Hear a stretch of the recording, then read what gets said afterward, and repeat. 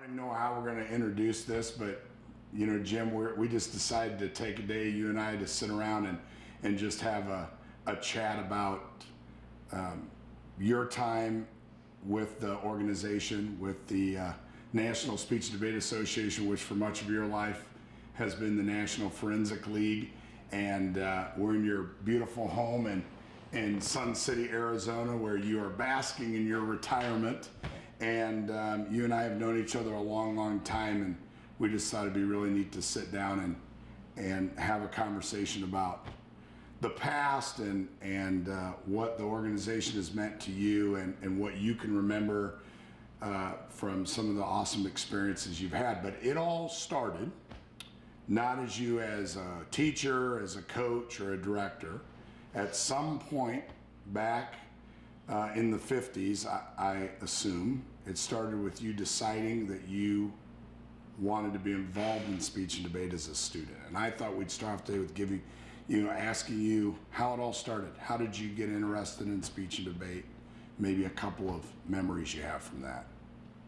In 1955, I was a sophomore at Ann Arbor, Michigan High School. And it was a 3-year high school. So I was a 10th grader that had just come into the high school. It was the second or third day. And I was in the cafeteria, and a girl that I liked named Nancy Tobias came up to me and said, I'm out for debate, but they have an odd number. Would you please join debate and be my partner? And I said, well, why would you ask me? She says, well, in junior high school you had a big mouth. So anyway, just to please Nancy Tobias, I got my counselor to change my class schedule around so that I could go to the debate class, and I became a debater for a great coach named Donald Gary. Now, this is going to be very telling. Was Nancy Tobias a blonde or a brunette? She was a brunette, a lovely brunette, but I dumped her after a year and started dating Nancy Clegg. So it was Nancy's for you in high school. That's true. Tell me a little bit more about your high school coach. Don Gary was a devoted high school coach and a brilliant high school coach. Any success I ever had as a student, including winning the National Alexander Hamilton Bicentennial Tournament, was due to his coaching. He was a coach of many debate champions. He was also excellent at extemp and oratory. As a coach, and we'll get into your coaching here in a little bit, what skill in coaching do you think you drew the most from your high school coach? Like, what thing did you take from that and say, that's the thing I'm going to make sure I do when I'm a coach? The thing that Don did that most high school coaches didn't do at the time is he actually worked on the issues in the debate, the issues in extemp speeches, the content material. You'd give an extemp speech and he would bring up ideas, examples, stories, facts that could be used in that speech. He would come in with debate arguments and say, what do you think of this argument? Let's try out this argument. Most debate coaches at the time were purely delivery coaches, and the students would write a speech and the coach would touch up their delivery and put them on the school bus and take them to the tournament. So we all have regrets at different phases in our life. When we're in high school, I'm sure, and we're in an activity, we have regrets or disappointments. What is the top of your memory bank for like the greatest disappointment or regret that you had while you were in high school speech and debate? Was there a moment you can look back and go, man, I should have done that differently that day or that year? Or yes, there's one I think about often, even 60 years after the fact. I lost the state finals in debate in my last rebuttal by being sarcastic. We had the debate won, and somehow I thought I was William Buckley or some witty commentator, and I made some disparaging comments about the arguments of the opponents. If I had just done the normal final speech, we would have won the state championship. Wow. Obviously, there were a lot of successes when you were in high school. You mentioned a contest earlier. What's the highlight? What's the highlight moment when you graduated? You went, I'm so glad this happened. I was the state champion my senior year in extemporaneous speaking in Michigan. And in that year, the Congress of the United States had decided to celebrate the bicentennial of the great American patriot Alexander Hamilton. And they had determined they would run a week-long convention, constitutional convention in Independence Hall in Philadelphia. And they would pick the state champions of each of the 50 United States and the territories like Puerto Rico. So there were 55 of us that got to go to Philadelphia in the summer of 1957 and go through that constitutional convention and give speeches.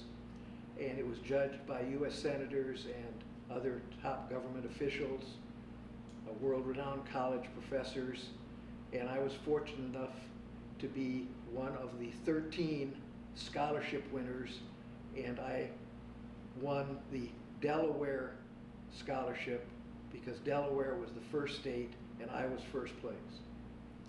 Now, if I recall that picture, and I do remember that picture in the national office with you in Independence Hall, there was another pretty substantial figure in our history that was in that room as a guest judge or something that day. Bruno was there, wasn't he? Bruno Jacob and his son Richard Jacob had been hired by the Congress people to run the tournament. And this is probably because the NFL president at that time was Senator Carl Mundt. And so Richard Jacob was the scorekeeper and Bruno Jacob was the tournament director of that contest. And you talk about moments of regret. I was the only student in that Congress that was not a member of the National Forensic League. I knew nothing about the National Forensic League. I was never given the opportunity to join. And apparently, as I did later research, the high school principals in the state of Michigan had decided years earlier that they were opposed to national competition, and so the National Forensic League just did not exist at that time in the state of Michigan. Now, is that moment the first time you can recall meeting Bruno, or had you met him before that for any reason? No, I met Bruno and his son at that time, and I remembered that because when I got my first teaching job at Battle Creek High School in Michigan, I immediately called the National Forensic League office and asked to speak to Bruno, and he remembered me, and I said, I want to start a program in the state of Michigan because I wanted the students in Michigan to have what I had missed out upon. Now, before we get into the transition into your coaching and the choice to coach in Michigan, I was thinking back, you said you were the state champion in extemp, and I know you have an incredible memory. What was the opening of that speech? I can remember it exactly. They called him Kukuruzhnik, the Russian word for clown. And yes, a clownish man indeed. He pounded his shoe at the UN and got drunk on vodka at embassy cocktail parties. But a crafty clown this, because he took America and Russia to the brink of nuclear war. This got goosebumps. I knew you'd remember every word of that. So You didn't ask for the ending. What was the ending? Yes, a clown indeed was Mr. Khrushchev, but unlike other Russians who were embarrassing, Trotsky dying on the streets in Mexico, or others who disappeared into nothingness of Siberia. The Russian people loved their clown. And when Khrushchev was deposed, he went to a dacha where he lived a long retirement. Wow. Now we're not beholden to going in chronological order. So as I'm thinking of these, I'm going to ask you some follow-up questions. You've given you've been involved with the activity for over half a century. You have given hundreds, thousands of speeches. You've given speeches as a student, speeches as a coach, as a leader of the organization on the board, a leader as the director. Tell us your greatest speaking moment and your worst speaking moment of all the speeches you've given. Well, I don't know what was great and what was bad. That was my own subjective opinion. The speech I thought I gave the best was my retirement speech in Atlanta, where I used the analogy of gambling and had a very interesting opening and closing. I believe that opening and closings of speeches were very, very important in order to gain attention. I suppose the hardest speech that I've had to make, and there have been several of when I've spoken at funerals or memorial services for some of the people that I knew and worked with over the many years. It's very hard to deliver those speeches well because you just are so choked up with emotion. I remember something Mr. Jacobs said to me. He gave his retirement speech in the Chicago Convention Center on the lakefront in Chicago in front of a huge auditorium of people. And he was so choked up by everything he could hardly get the speech out. And when I was driving him back to the hotel that night, he said, "I never was so bad. I never was so bad." But what he didn't realize is his speech was so heartfelt and so moving that the mechanics of speaking were really irrelevant. While we're on the subject of Bruno, let's get into, you have firsthand knowledge of Mr. Jacob, and you had a lot of experiences with him. So let's talk a little bit about Bruno. And you mentioned that you had your first experience of meeting him, and then you called the office when you first started teaching. What kind of leader was Bruno? Bruno was extremely well organized. He was everything by the book. He had a master mind because he could see opportunities. When Bruno was a college student at Ripon College, he was the secretary of Pi Kappa Delta. And one day, Pi Kappa Delta received a letter from a high school principal in upstate New York wondering if any of his students could join Pi Kappa Delta. And Bruno wrote a letter back saying no, it was a college honorary forensic society. But Bruno saw an opportunity, and he appended a postscript to the letter saying that if that principal and other principals were interested in a high school society modeled on Pi Kappa Delta, the Ripon chapter of Pi Kappa Delta would go to great lengths to help them establish one. And this was the foundation of the National Forensic League. Letters were sent out to various high schools.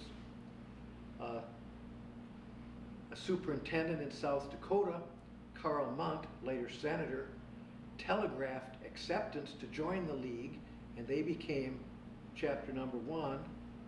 And as soon as 100 schools wanted to join, they formed the league. Bruno named you as one of the original Hall of Fame members. Tell us a little bit about why you think you were selected by Bruno to be one of those original members? I think probably because my students had had so much success at the national tournament. We had won a number of national sweepstakes, which is the team championship. I'd had 5 national champions by that time. I believe that in a Hall of Fame, you select people for various reasons, and I think probably because of the success of my students, Bruno selected me. The 3 greatest students you had the opportunity to teach in your career? Well, probably the greatest was Michael Morris, who later became chief counsel and secretary to the board of directors of Rome Corporation, which later became Sun Microsystems, which now is the Oracle Corporation. Mike was a small boy. He had been ill the day we had junior high debate tryouts. He came to me later on and said, I was ill, could I still try out? And I was impressed by his voice and his interest. And he tried out, and he had a tremendous career. He was quarterfinalist in national debate. He was the national champion in boys extemporaneous speaking. He was the state champion in the state of Michigan. And that was at a time when there weren't as many tournaments as there were today. What's the funniest thing? We got to shake this up a little bit. What's the funniest thing you can remember in your teaching career? Like the funniest moment involving your squad, your team? I mean, we're open here. It could be anything you could think of that you just remember. This was just one of the funniest things, oddest things that ever happened to you as a teacher and a coach. I'm sure there have been some humorous moments, but generally, debate and forensics is very high pressured, and you have long periods of boredom and short periods of terror. The long periods of boredom is when you're waiting as a coach in the hall for the rounds to get over, and then there's a short period of terror before the judges make their decision. The great President Lyndon Johnson was a debate coach in Texas, and he tells the story that when his team was in the national final round in the Texas State Tournament, they lost 3-2, and he went and threw up behind the stage because it was such a high pressure situation. Well, if I remember right, Bruno, along with Carl Munt, presented LBJ with an honorary membership in the Rose Garden outside the White House, and LBJ actually says on video that his greatest the hardest moment of his life was not losing an election or a primary or anything like that. It was losing the Texas State Finals as a coach. That's right, and in Robert Caro's first volume of his series on Lyndon Johnson, he has a whole chapter of Lyndon Johnson as a debate coach and the fact that his champion debate team later on went to work for him in Washington. A lot of people don't realize, Jim, that while you were a coach and a teacher, you did a lot of writing. You wrote some books on various things and forensics educational materials and articles for Rostrum and just different materials. Tell us a little bit about some of the things back during that time period that you published and wrote about that you think might have had a solid impact on the activity. Well, I've had 7 published books, and this is very odd because I never learned to type, and that means writing had to be done in longhand, and that's very laborious. The first book was with William Byes in 1968 about speech activities in the high school. That's still in print. Then there were 5 books with the great Professor James Unger at Georgetown University one each year on the current debate topic, where we took transcripts of debates and speeches that had happened at the Georgetown University and wrote extensive written critiques on what was good about those speeches and debates, what was bad, what could be improved. And then my final book was in 1978 called Cross-Examination in Debate.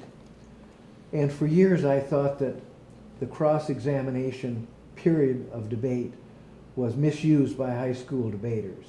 They ask a lot of disorganized, rather inane questions like, what is the source of this quote? Or would you please repeat that quote? Or did you say this argument was such and such? And the cross-examination went nowhere.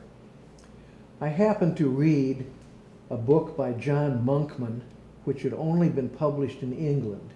Monkman was a famous English barrister and had written about the use of cross-examination in trials. And this book suggested to me something that the great Judge Fred Alexander from Michigan State University had said to me when I was a high school student. He said, ideally, every cross-examination question should end in a dilemma, meaning you're constantly aggressively pushing your arguments and getting your opponent to take positions they couldn't defend. Putting together the one thing that Fred Alexander said that I remembered and some of the theories of Mr. Monkman, I decided I would write something about this. So first of all, I wrote a lecture that I gave at Georgetown University at the Institute one year. And this created a scandal.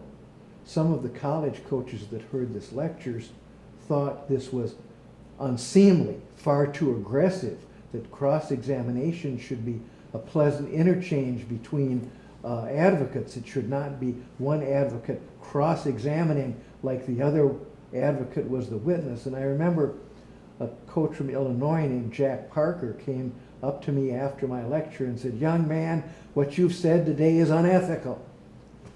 And it was really kind of interesting because at that time, high school debate had had cross-examination for many years. College debate had not yet started cross-examination, and in fact they wouldn't start it for another 5 or 6 years. So he was opining about something he knew nothing about. But at any rate, I got this all together in my mind, and I was flying to California for some reason one day in the summer, and the flight was going to be 5 or 6 hours, and I thought, fine, I'm going to take 2 or 3 sources and sit in the plane, and I'm going to write this book, and I'm not going to get off the plane until the book is done. And I wrote the book out on a legal pad, and I had someone type it and sent it to Len Fiddle at National Textbook, and they wanted 2 or 3 changes made, and I made them, and that was the book. And that's the last one I've done. Who was the toughest coach to coach against in your career? John Sexton. John Sexton coached a team in New York called St. Brennan's. They were a girls' debate team. It's always difficult in the 60s and 70s to debate against young women. And teenage boy debaters had to be very careful that they wouldn't get sarcastic or nasty or overbearing, because a smart female debater would just outsweet them. And a good example of this is seen in the final round of the first Nashville Nationals, which I believe was 1967, where John Sexton's girls team turned the team from Columbia Dreer, South Carolina, coached by another great future lawyer and coach, Jimmy Mann, just inside out, just beat them every way, but still lost the debate because one of the young ladies was wearing a mini skirt and one of the judges in the audience was appalled. Wow. I've known you long enough to know that I didn't know you when you were a coach. You coached for 25 years, but I've known you long enough to know that when you went into competition with your students, I have to believe that every time you believed that not only could you win, but you would win. And what I think people would be interested in knowing from arguably, one of the, if not the most successful team coaches during that time when it came to the sweepstakes and that you had to know a secret or two that you just believed in your heart the Copeland debaters or speakers would always do, that people just could never teach their students, that would give you the upper hand and make you feel like you would win? What was it? What was the strategy that made you feel like you could win every single one of those rounds? Well, most of the former students that I'm still in contact with have come to the conclusion that we basically just outworked everybody. When I started coaching debate in the 1960s and all through the 1970s, we modeled our team on the great college teams of the time, like Georgetown and Northwestern, coached by people like Jim Unger and David Zarefsky. And all they did was work. I remember we were in the final round of the state tournament one year against a great Michigan coach named Jane Franklin. And she came up to me after the debate and she said, "I can't believe this. We found this one quote that killed your case, and we read it in the debate, and you came up and finished up the part we left off." In other words, one of the things that got me in trouble was one of the early tournaments I came to at the national tournament with a debate team. We had all of our books and primary materials put together, and just for ease, we had it in a trunk. And this was unknown in those years. Most debate teams had file boxes, perhaps 3x5 cards or 4x6 cards, and we had a trunk full of material. Well, some of these tournament coaches were just aghast at this. Well, teams with trunks, what's in that trunk? And we always said, well, it's a dead body. But we just outworked everybody, and it was damned hard in those days because you were going to basements of university libraries, you were going to law libraries, you were working with original sources. Microfiche had just started in microfilm, and you had some access to that. Nowadays, where everyone has access to the internet and Google and everything, I'm sure it's much more easy for debaters to do quality research in much less time. One of the things that has always impressed me about you, and we've used this term back and forth a lot, thinking outside the box. From day one, you told me not to be afraid to think outside the box. I can remember the early days when you'd say, "Scott, are you ready to think outside the box?" And heavens knows that's got us in trouble sometimes, and that's also benefited us. Now, when you were a coach, I heard a rumor that you thought outside the box, and you had a special tournament that was like a Super Bowl playoff style tournament that you created. It doesn't exist anymore. People still talk about it to this day. I'm so interested in what you did in thinking outside the box with tournaments. Tell us a little bit about that, what you called it, how it worked. I'm glad that you bring this up because I think this is something the National Speech and Debate Association ought to reestablish, and I think you can get huge support for it from the National Football League teams, as I did. I wanted to have a big national debate tournament when I was coaching at Marquette High School in Wisconsin. But Wisconsin was a long way from where most of the really good debate teams were on the East and West Coast. And they were going to places on their coast. Like on the West Coast, you had the Redlands tournament, the USC tournament, the UCLA tournament. On the East Coast, you had Harvard, you had Georgetown, you had Miami. How do I get all of these people to come to Wisconsin? especially during the debate season, which is the middle of the winter in Wisconsin. And I was talking to Jim Unger about this, and I said, I really don't know what we really have to offer. David Horn has a tournament in Philadelphia. The finals are in Independence Hall. I mean, Dallas Perkins runs a tournament at Harvard, and you're on the Harvard campus, hallowed Harvard. And Ralph Carey has the Miami Beach Forensic Festival, and you go to Miami in December. I said, he said, well, what's Wisconsin famous for? I said, I don't know, bratwurst and the Green Bay Packers. And the minute I said that, I thought, we will have the Super Bowl of debate. The Packers, you know, are the Super Bowl champions, I think at that time, or close by that time. And so Jim Unger and I kept kind of brainstorming back and forth how we can make this special.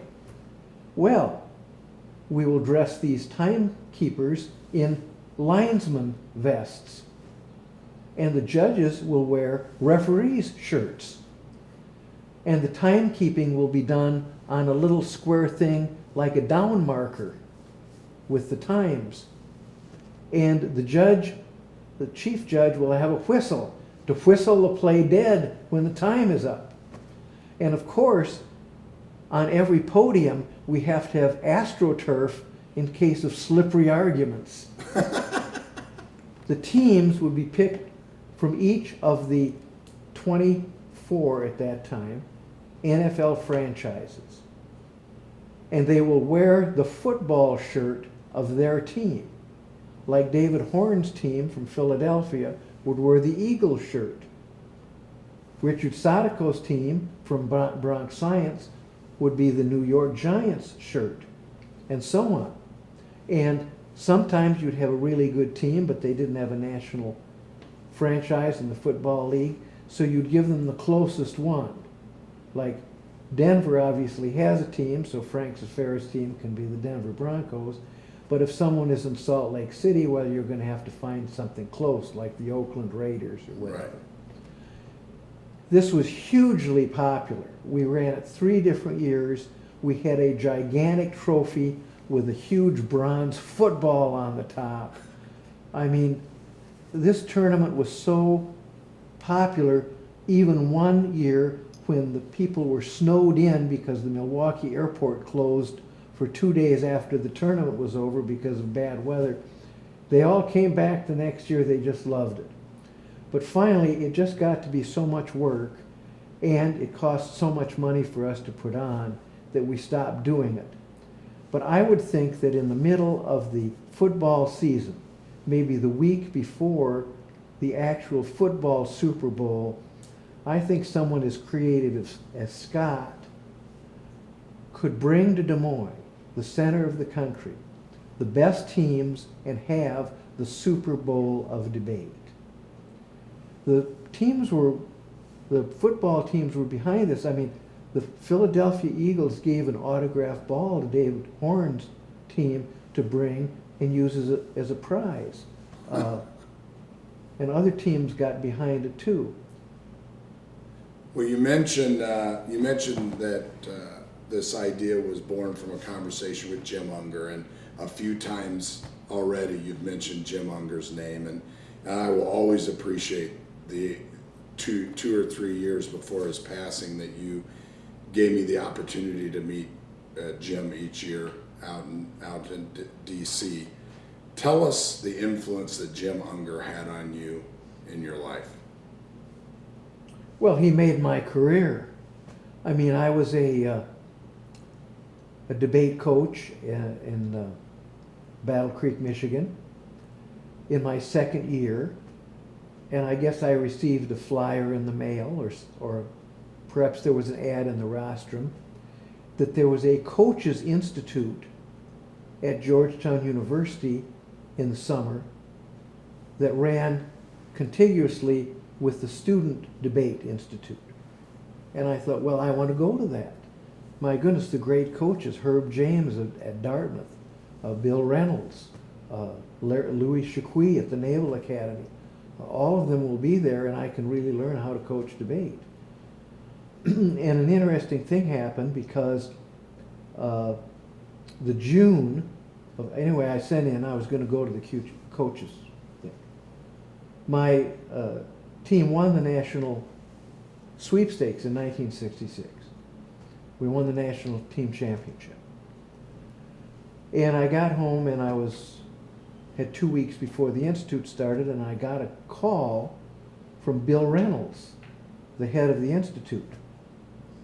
And he said, we would like you to teach at the Institute. And I said, well, no, I'm coming as a student at the Institute. He says, oh, your team won the championship. We would like you on the faculty.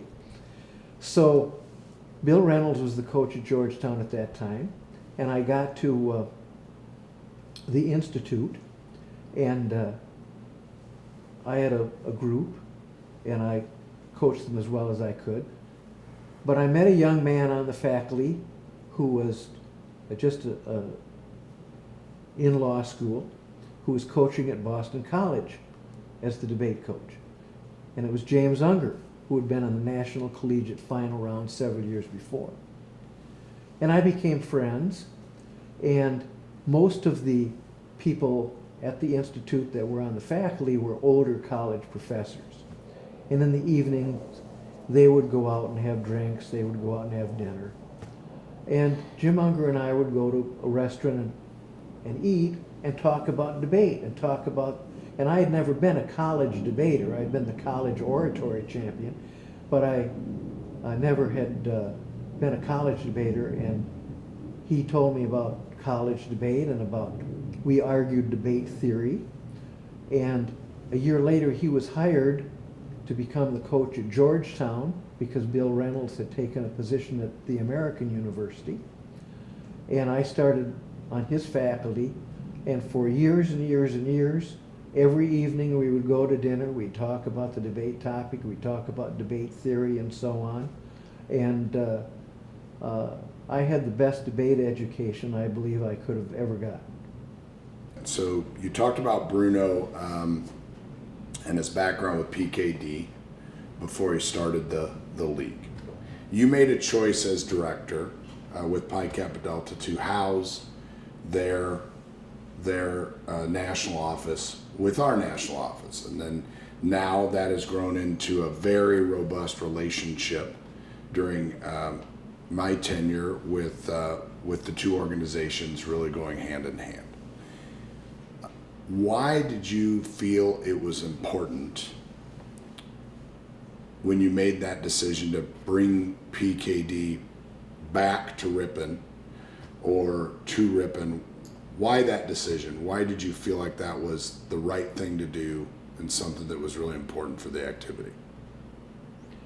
Well, I had a concept that there is a seamless debate career for a young person. I wanted them to begin in 8th or 9th grade at the junior high level, getting started, and then go through the high school experience, and then enjoy the college experience. When I used to teach at Georgetown and have dinner at night with Jim Unger and Bob Schrum and a number of other of the famous collegiate debaters, I was very sorry I had never done college debate. I had gone to the University of Michigan that at that time did not have a college debate team. I think it is essential that students have the great opportunity to enjoy college debate, which is significantly different than high school debate. The same with college forensics. The colleges have many more different kinds of activities, especially in individual events, than the high school people do. And I think it's just a natural transition. Now, students come and go. Sometimes they debate in high school but don't want to in college. Other students don't debate in high school but want to in college. But I think it's almost a seamless educational experience if we can have a flow of activities offered to students from the junior high level or middle school level all the way up through graduation from college. I share that vision, as you know. Well, all great people in our activity, there's more than just the activity that makes them who they are. Can you tell us who was or is the monk of funk? Or the monk of punk? Or whatever that name was? Who was that? I always was interested in being on the radio. And when I lived in Milwaukee, I worked for a number of radio stations. And when I worked for WMSE, I was the monk of punk, and I played punk music on Friday night and Saturday night from 12 midnight to 3 in the morning. And occasionally, clubs in Milwaukee would ask me to make an appearance, and I would appear in a monk habit. What is your favorite punk band of all time? Better ask that for sure. Probably Beneath the Shadows. It's the only punk band I know that has a keyboard in it. Fantastic. On all the Barbara Walters specials, they have, the person of the year, woman of the year, man of the year. She does this thing. If you were to pick a year that you were the person of the year in forensics, in our activity, what year would you have nominated yourself as person of the year? 1972. John Paddock, national champion in oratory. Mark Foley, national champion in boys extemp. Mark Foley and Jeff Clark, second in debate. Marquette High School, first in the sweepstakes, and Marquette High School, winner of the Bruno E. Jacob cumulative sweepstakes. Obviously very deserving of person of the year that year. Not going to argue with that. I would nominate you for a second year, and that would be in the mid-'80s, when you arguably saved the history of our organization, saved our organization from financial ruin. If I were to have given you that award, or the organization would have given you that award that year, tell us a little bit about why in 1986, I believe it was, you would have been deserving of the person of the year for the organization. Well, the National Forensic League had decided to change executive secretaries. And I had just retired as a debate coach after 25 years and was working in Florida in the real estate business.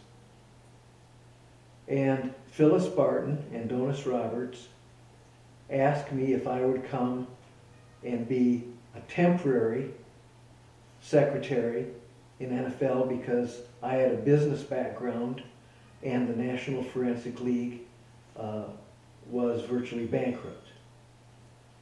And I really didn't want to go back to Wisconsin. I was living in Florida, and I'd lived in Wisconsin and Michigan all my life, and the brutal winters and so on. But I did go back and was acting secretary for 2 years, and I attempted to raise money from the corporate community and the foundation community because the National Forensic League indeed was in very, very bad financial straits. I remember there was a period of time when myself and my assistant secretary, Albert Odom, went for several months without taking a paycheck so that we could pay the ladies that worked in the office. I remember particularly a bad time when our treasurer, Carol Zanto, came into my office just as I was leaving to a trip to some tournament and said, "We have no money, Jim, I can't make the payroll." And I called my stepfather, William Morrison, a great gentleman, and said, I've got to borrow $10,000, Dad. I don't know when you'll get it back. And he wired it to my bank account so we could make the payroll that day. Those were very, very trying times. But that said, I remember particularly we had an auditing firm in Milwaukee that did a complete audit of the books of the former secretary and the league the several years before I became acting secretary. And they were the famous firm of Coopers and Lybrand. And they called me one day and said, the audit is done, we want an audit conference. So I drove down to Milwaukee. And they, of course, being a big international firm, had an elegant office, a whole floor in the First Wisconsin Tower in Milwaukee. And you could look out the windows of their office and see the little sailboats bobbing on Lake Michigan and the whole lake park of Milwaukee that's so famous. And I sit there waiting for them to come in, and they all come in.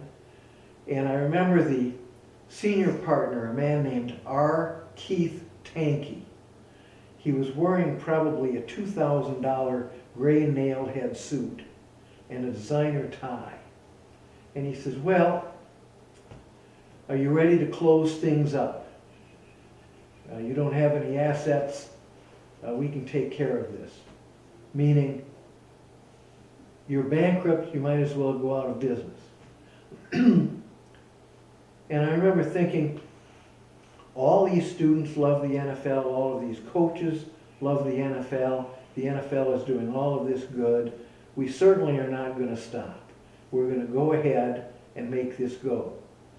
So I accepted their audit after they went through it and explained it all to me. I signed the audit letter accepting the audit, and I fired them. And I said, the National Forensic League will continue. And that was... And what is the state of that firm now? We know our organization is still alive. What's the state of that organization that did that audit? They may be still alive, I don't know, but they may also have been one of the people that got mixed up in Enron or one of these deals and have gone out of business or been absorbed by another firm. I would not want to say on video that they're gone because I don't really know that. I've not heard of them lately. I'm going to give you some names.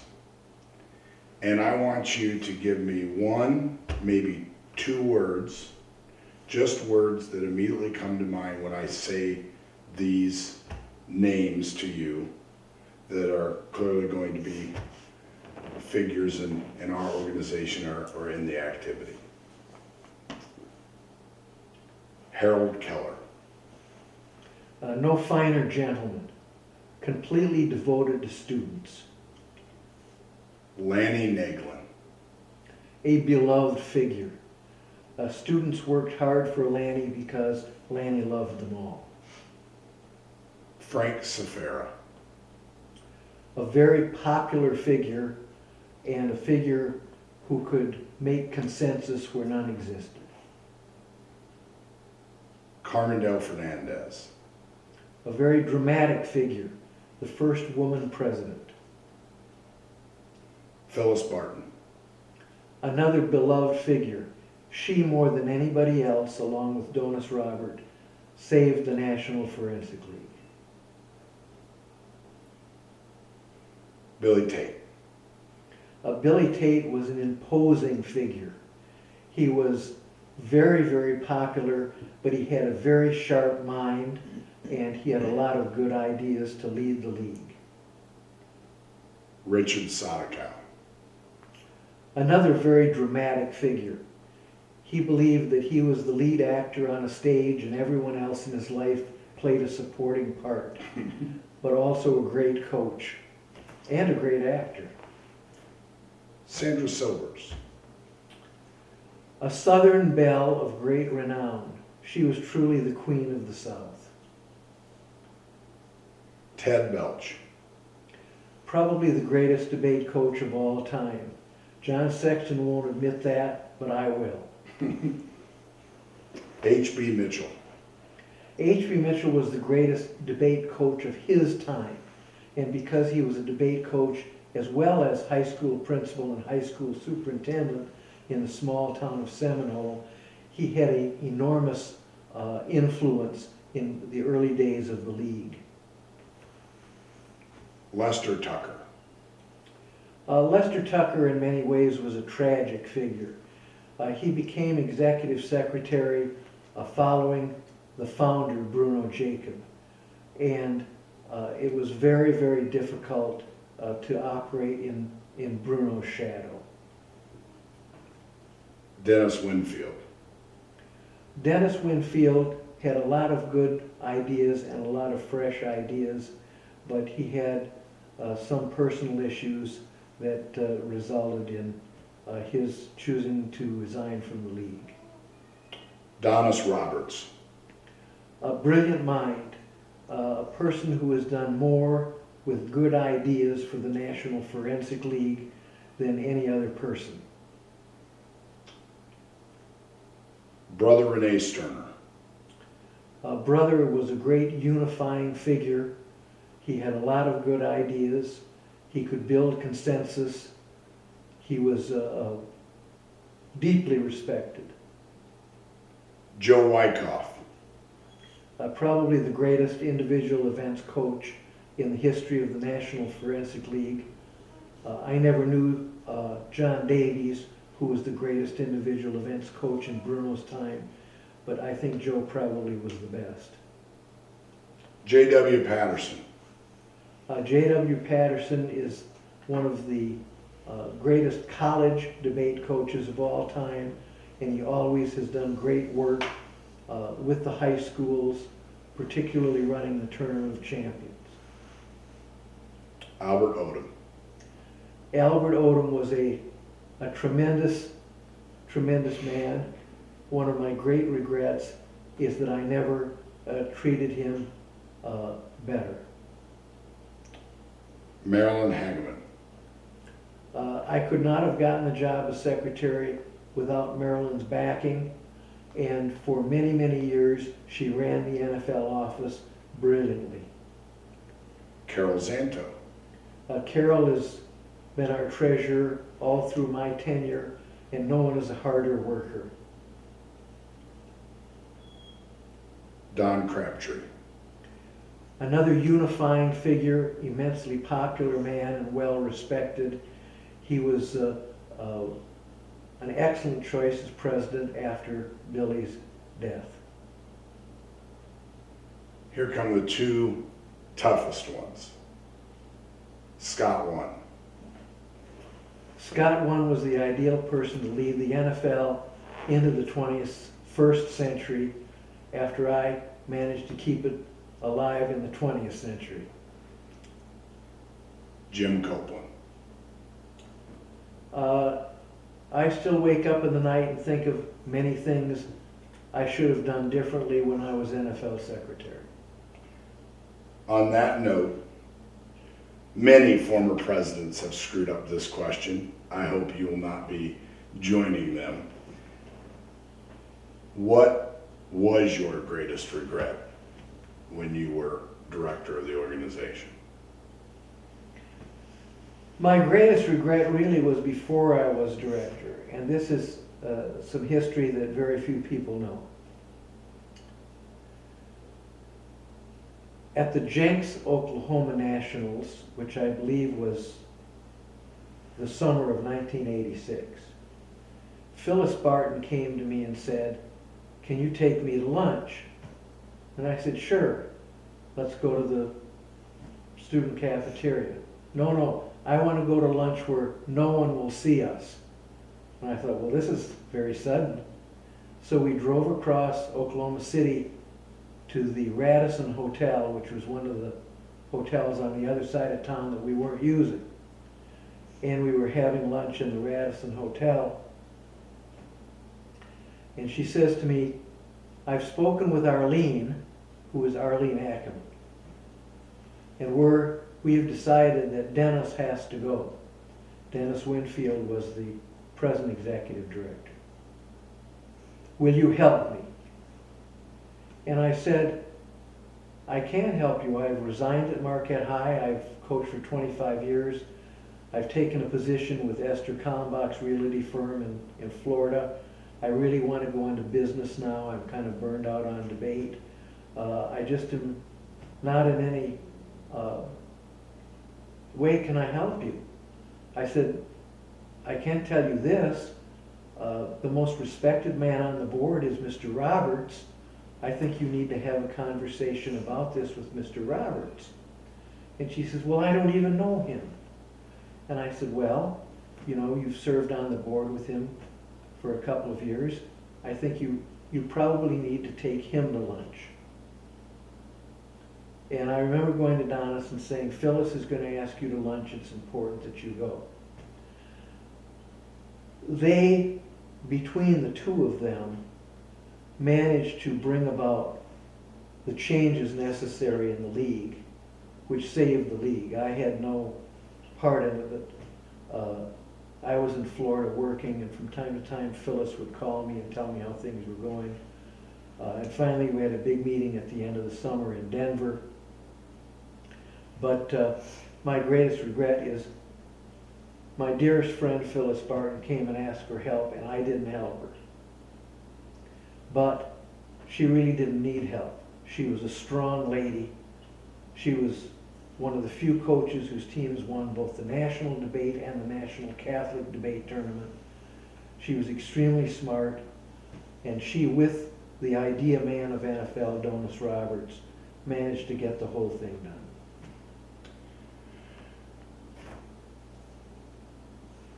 One of my first days on the job, you said something to me that 12 years later,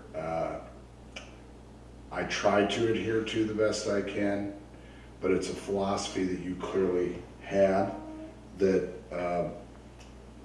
served you well when you were director. And that was when talking about the ladies and their work that they were doing, you said to me, you need to make them your top priority. Don't let your busy life stop them from getting their work done. I don't know if you recall that conversation or not, but I think it speaks to you as a boss and as a leader of the national office, and I want to get into that a little bit. So could you tell us, just elaborate a little bit on your philosophy as you know, the director leading this office? Just tell us a little bit about those days when you then made this transition, you decided to come back, you took over the league, and then you were running this office for 17 years. Well, I became acting secretary because I had a business background, and the big problem in the NFL was money. I had not intended to become the secretary. I did not want to return to Wisconsin. I returned only as a favor to Phyllis. The big problem was money. I had to go out and raise money. Meanwhile, the work of the league had to go on. Marilyn Hageman and Carol Zanto and the other ladies in the office knew how to do their jobs. I didn't need to bother with overseeing them. Marilyn was office manager. She ran the office. She churned out the work. I would be gone for days and weeks at a time, building NFL spirit at tournaments and conventions, going to fundraisers, talking to corporate businessmen and foundation people about financial support. I felt the best thing, they were not able to do my job, and I didn't know how to do their job. We ought to just do our jobs. I think the big difference between NFL when I was secretary and when you were secretary, Scott, is that probably not until the late 90s was the NFL still on was on sound financial footing. From 1986 through 1991 were perilous times. Gradually, we gained more and more corporate and financial support. My job basically was running a business that at any time could fail. Your main job now is building the business for a new century. The internet was just starting when I was just retiring. And you have built the internet as a centerpiece of your association.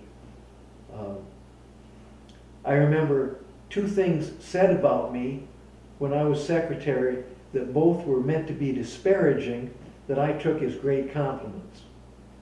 A Minnesota coach named Deb Bendix came to me once and said, "This is a nonprofit organization and you're running it as a for-profit corporation." Yes, we had to bring in some money to pay the light bills, get some scholarship money for these kids. Somebody had to pay the workers, okay? Another great coach in Indiana once said at the Indiana convention, "Name one thing that Jim Copeland has done that's good other than financial." None. That was all I did. That was what I had to do. Now, those days are gone, and the NFL is much different. It's a much more user-sensitive and user-friendly organization, providing lots of educational materials, lots of other opportunities for coaches and students with webinars and things like that. In my day, every national tournament year was a crisis. Every year we didn't have enough rooms. Every year something happened at the tournament site. Between getting the national tournament finished and between raising enough money to keep the league alive was about the best that I could do. Well, 17 years is a long time as a director, so there's a lot of cool things I think we can get into here. But having done the job now for a while and know what you probably had to deal with different personalities, I want to talk about the board a little bit. The first thing is, if you can remember, either while you were on the board or as the director, what you consider to be a couple of the greatest decisions that the board of directors as a policy-making body made during your time. Well, one of the most controversial, and I've got to say this at the beginning. I was not popular when I was on the board amongst my other board colleagues. I was a very competitive coach. They were also very competitive coaches. I was more than a little egotistical. I always thought I was the smartest man in the room. It took me 20 years to figure out that Donis Roberts was the smartest man in the room, and Brother Rene was second, and I was not the smartest man in the room. But I'll tell you one thing that happened that was quite interesting. This was about 1971 or 1972, maybe a little later. I had just joined the board. And the issue at hand was boys and girls extemp. Now, I believe the federal government had just passed Title IX or Title XI or one of the ones that created equal opportunity for women in college athletics and things like this. A number of our female coaches had for years kind of scoffed at the distinction of boys extemp and girls extemp. And this was not helped by the fact that, God love him, H.B. Mitchell would say, "Well, coach, these girls just can't compete with these boys." I mean, those were fighting words and often said. What happened was that in Texas and many of the other states, they split the categories for some reason. And the National Forensic League, when it was formed, I don't know whether Pi Kappa Delta had men's extemp and women's extemp, but they probably did. There was some reason why that began in Bruno's time. But anyway, what was happening were cases like two boys in my group at Georgetown at the Institute one summer were very famous because they had sued the state of New Jersey because they wanted to be on the girls' field hockey team. And that team went on and won the New Jersey State Championship. A lot of this was going on. The case that was notable in the NFL was that NFL had a rule there had to be a certain number of kids in the district tournament in order to qualify the winner for the national tournament. There was a very, very good female extemporary in Colorado that nobody could beat. And so no other girls, or not enough other girls, would enter girls extemp to be in her contest.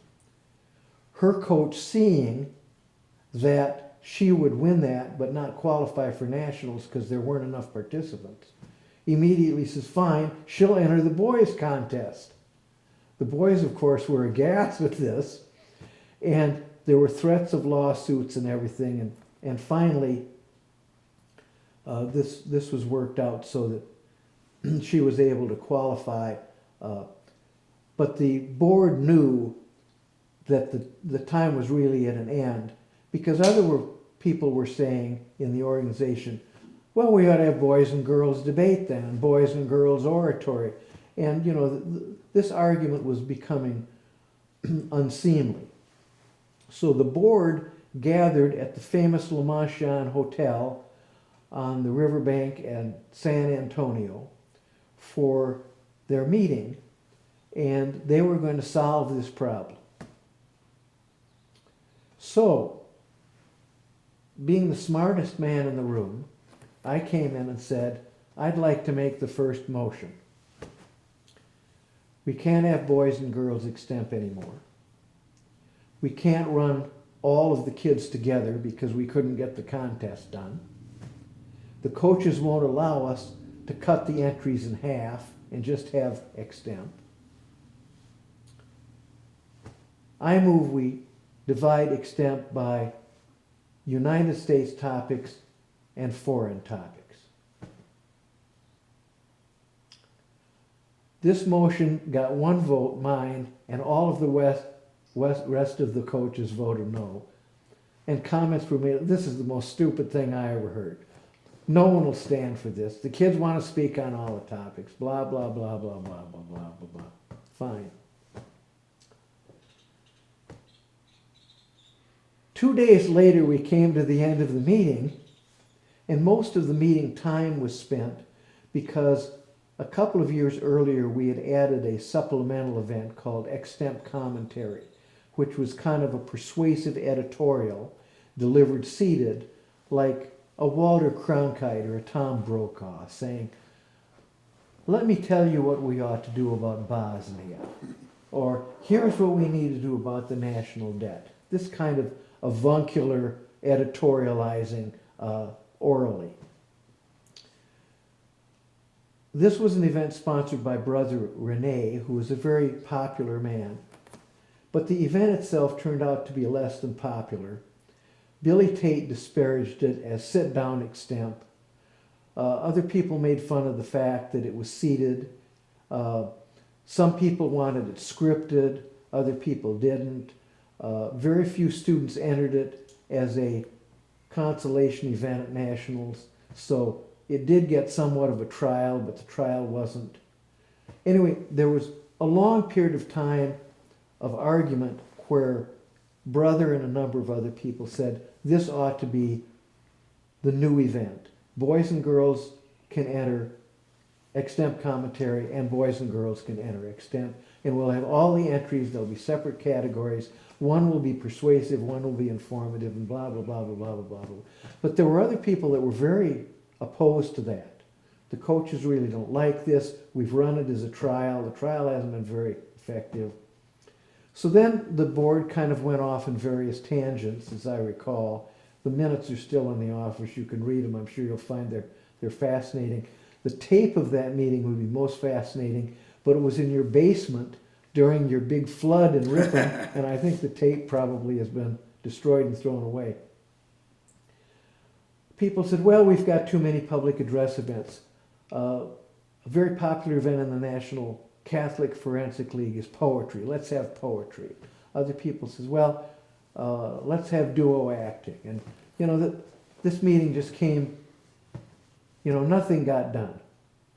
And finally, and this was just a joy to me, we come to the end of the meeting, and everyone is exhausted, and no one really knows what to do about this problem, but we don't want to have a lawsuit, we don't want to have all this contentious nature. And Donis Roberts puts his hand up and he says, well, I'm going to move what Jim first moved. And Frank Safira puts his hand up and says, I don't ever want to agree with Jim, but I'll agree with this one time. And that's how the exempts got split. So that was one of the odd things on the board. There's another one that also happened in the same hotel some years before. And I think I've gotten the dates mixed up because I said that exempt thing was in the early 70s. It was not. It was around, I think, 81 or 82. In the 1971 meeting in that same hotel, a huge controversy happened. A little background, please. Well, let me tell this story exactly. At the 1978 Cincinnati Nationals, our national sponsor, Phillips Petroleum, brought their corporate plane into Cincinnati and all their executive officers to watch the final round of debate. Now, this debate really was not a particularly egregious thing.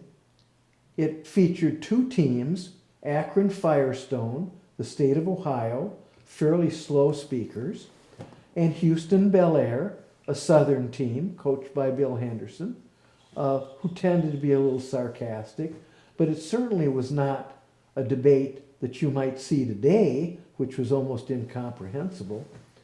But in the middle of the debate, all of the executives walked out and said to the executive director, Mr. Winfield, if this is what we're spending our money on, we want to rethink this.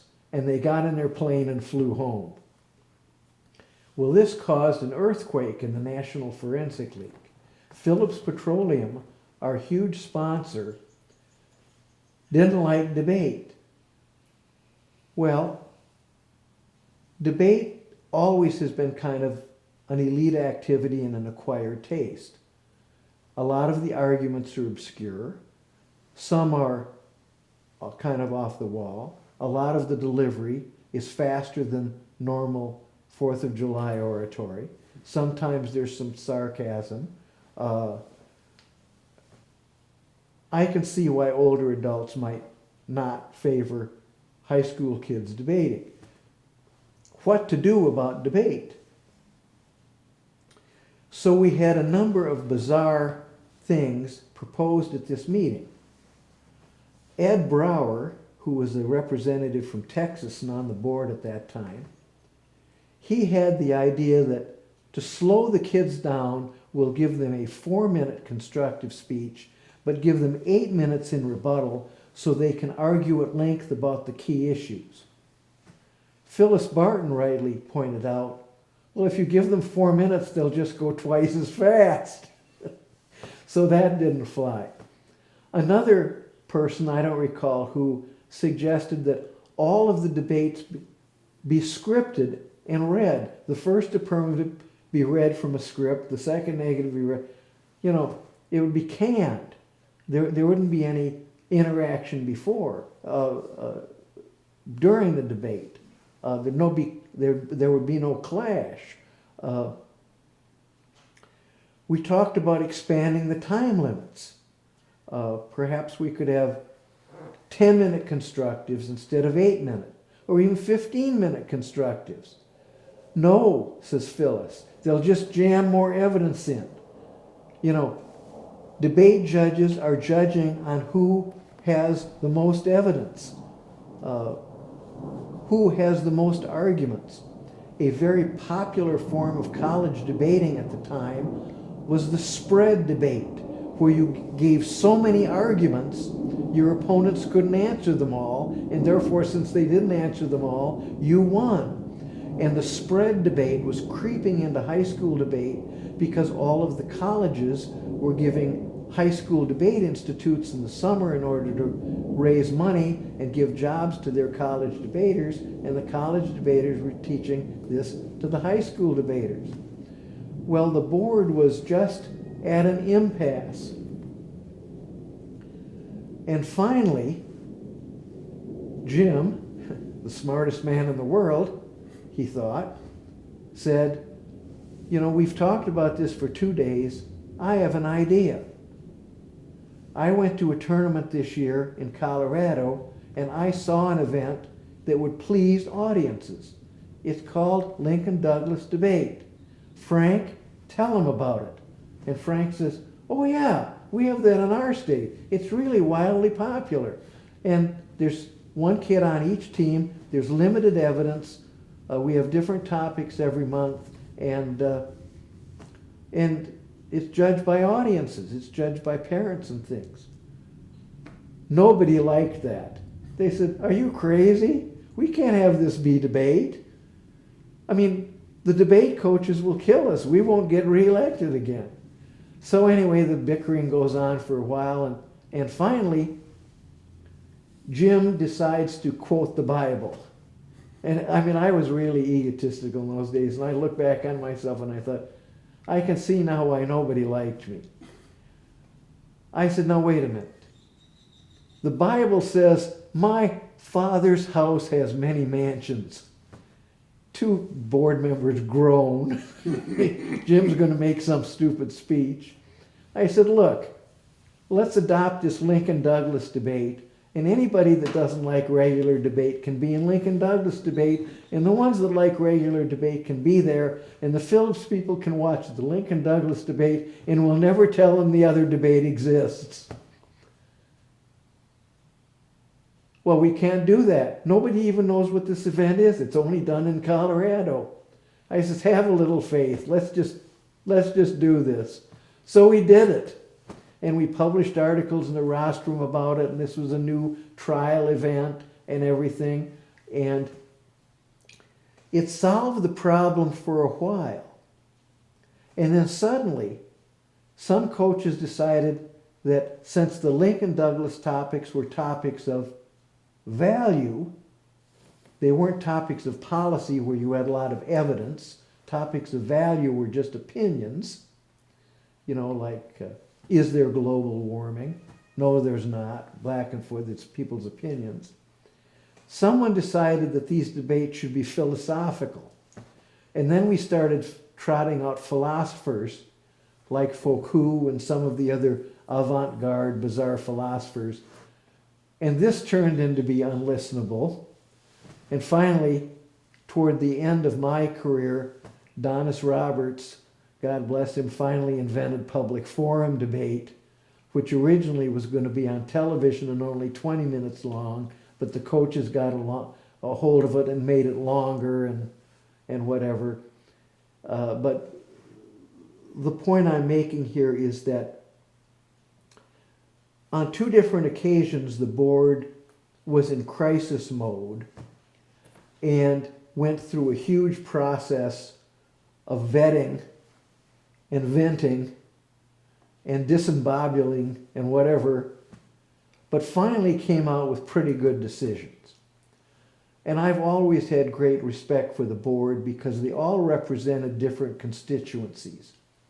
And even though they never got along with each other very well, I think they did a pretty fine job of always coming up with good decisions that had good educational outcomes. So you've said several times so far in our discussion,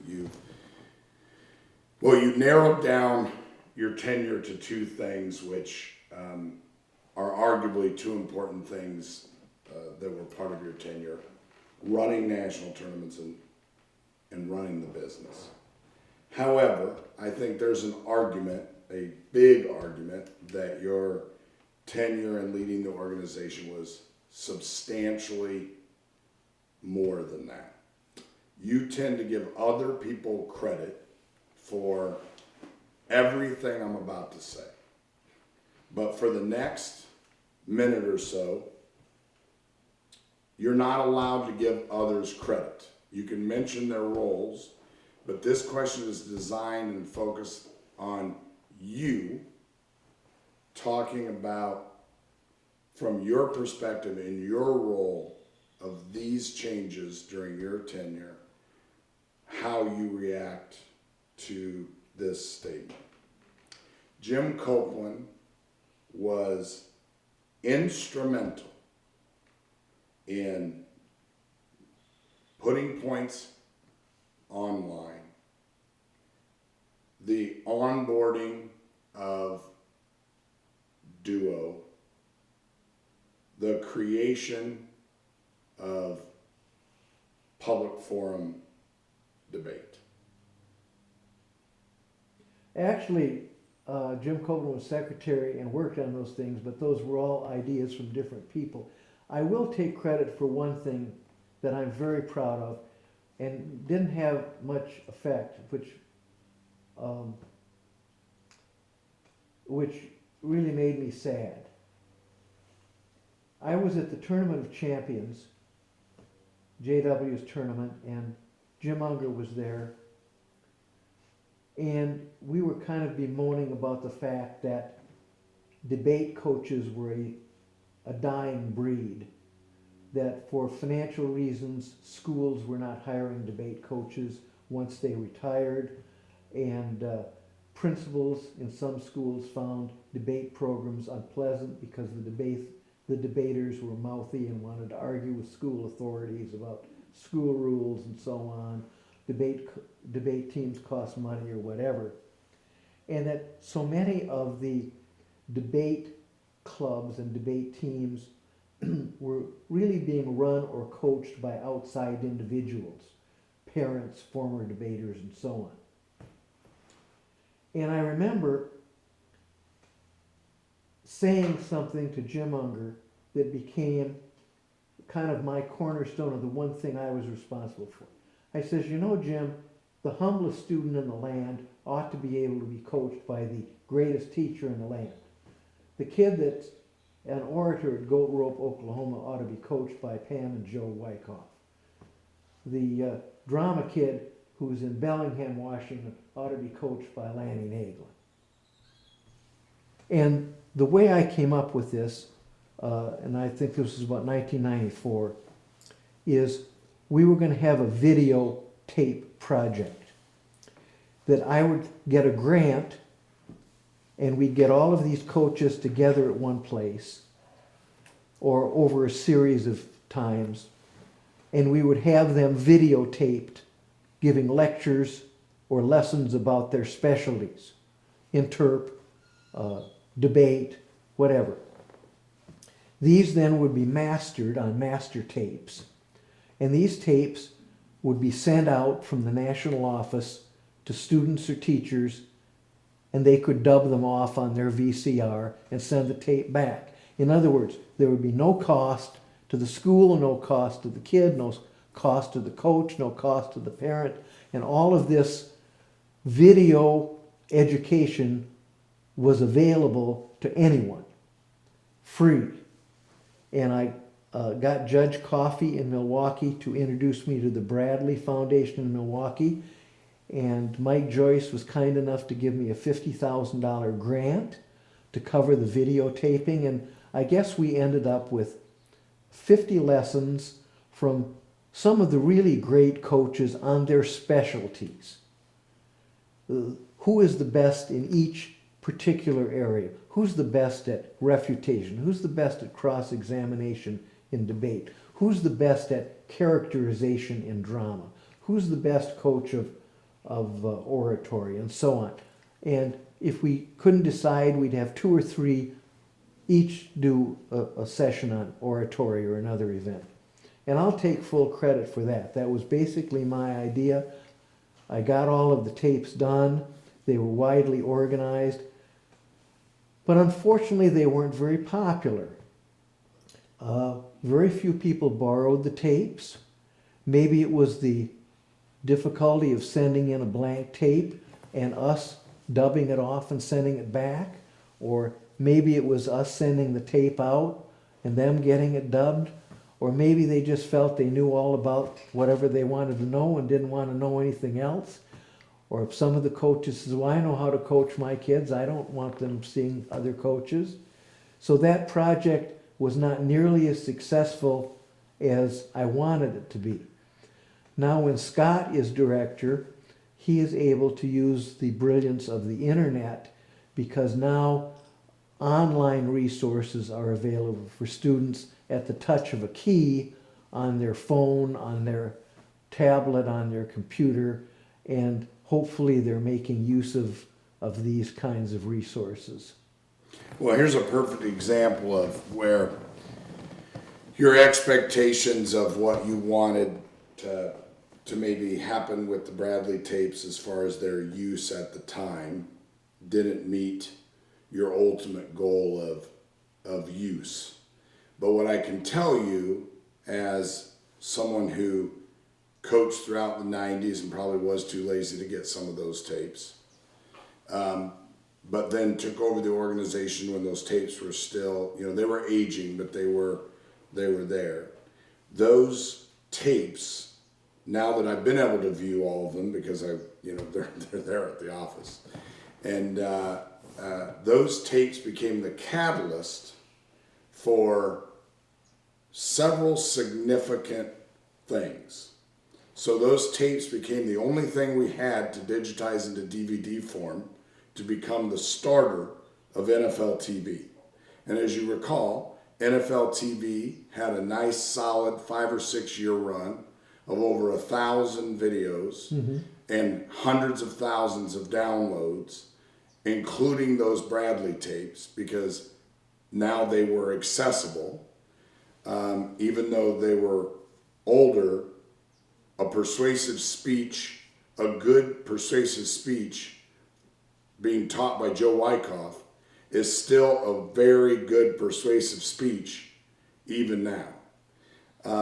That became the catalyst for NFL TV. And then when we moved to the website with webinars, you'd be happy to know that the Bradley concept is what has driven the webinar concept in the organization. And in the last 5 months, there have been 9,000 individual views of webinars in the educational system of the organization. So you were responsible for the Bradley tapes, and you are responsible for what those Bradley tapes resulted in the future. So don't be disappointed in the Bradley tapes, because if those Bradley tapes had never happened, I'm not sure half of what has happened so far with the educational system in the last 12 years would have occurred, because I want to believe that if I hadn't been able to steal your idea, I don't think I would have. I don't think we would have been on the pace that we were. I would like to pick up on one thing. In the early years as secretary, I was always happy to give credit to people because I was highly unpopular, and my idea, since it was mine, would not have flown. You have to remember that I was a very competitive coach for almost 25 years. And when you're dealing with other competitive coaches as just coaches in the organization or as board members, there can be a lot of clash. And the best example of where I was able to give credit for my idea to someone else, and that was the only reason it got passed, because it was highly unpopular, is this. When Bruno Jacob invented the national tournament, he was mainly a debate man. He was a debater and a debate coach. And a debate clearly has a result. One team wins and another team loses. And in a double elimination format, you keep going until you have lost twice and then you are eliminated. But what to do with speech events? You have 6 orators in a room. You have 6 extempors in a room. There is no win and loss. I mean, technically you can say, well, first place wins and all the others lose, but that's kind of silly. You can't eliminate students that way. So Bruno came up with the up and down system, that if you were in the first half of your section, if in a section of 6 you were first, second, and third, that was an up, and you continued to go on in the tournament. If you were down, 4th, 5th, and 6th, that was a down. And if you got another down, you were eliminated. And this was an analogy to win and loss in debate. But the problem with the up and down system that we kept running into over the years was there was some statistical unfairness. In sections of 5, only 2 were up and 3 were down. In sections of 7, 3 were up and 4 were down. And since you never could know from round to round whether you had an odd or even number of students, for example, if you had 28 students left in a round of debate, the sectioning is clear. 4 sections of 7. The coaches are going to say, no, there's 16 downs in that round. Well, okay, what can you do with 28? 7 sections of 4? Well, yeah, you could do it that way and the round would be fast, but now how many judges do you need? I mean, you got into these anomalies with this up and down system. Another thing, there were others, I won't get into them, they're too complicated. But I convinced the council, when I was on the council, that because of the problems with the up and down system, what we ought to do is we would begin with, say, 200 students, and we're going to go 12 rounds. The 12th round is the final round.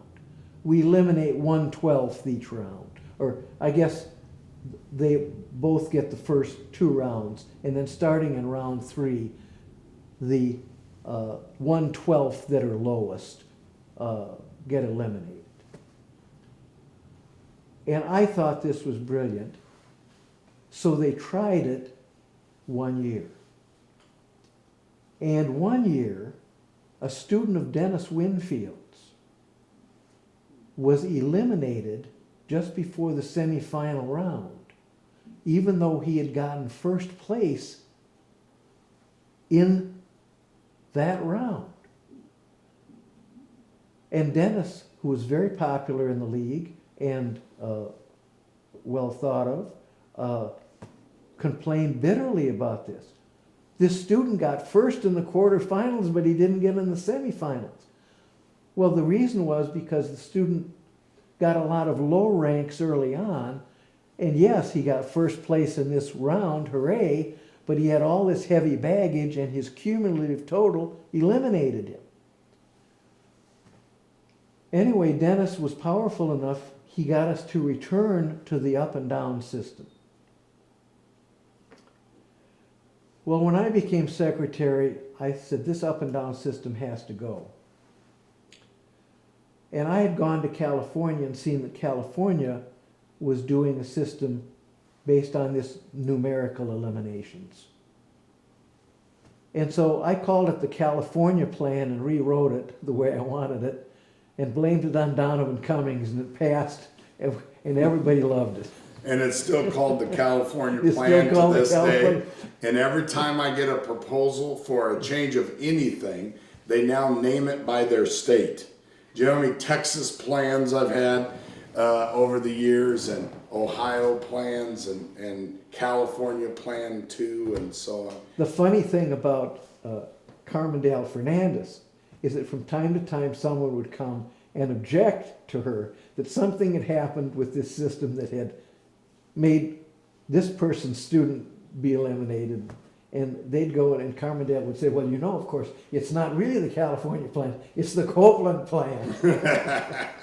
Well, there's a lot of truth, whether it's, I would say, unfortunately, there's a lot of truth, and this section of the tape might be for the personal archives, never of public viewing, but there is a lot of truth to what you say about others coming forward with the plan, and it's just like a child. If their parent tells them to do it, they're never going to do it. But another adult that they respect in some way, a teacher or whatever, tells them to do it, all of a sudden it's the greatest idea in the world. My story that overlaps with a couple of your ideas that then immediately got passed.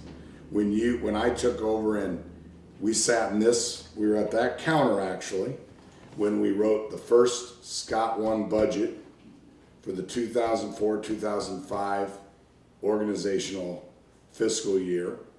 And I remember us taking your exact template, taking the exact figures the way that you had done it for 17 years, the same note-taking process that you had always done, and you taught me every step.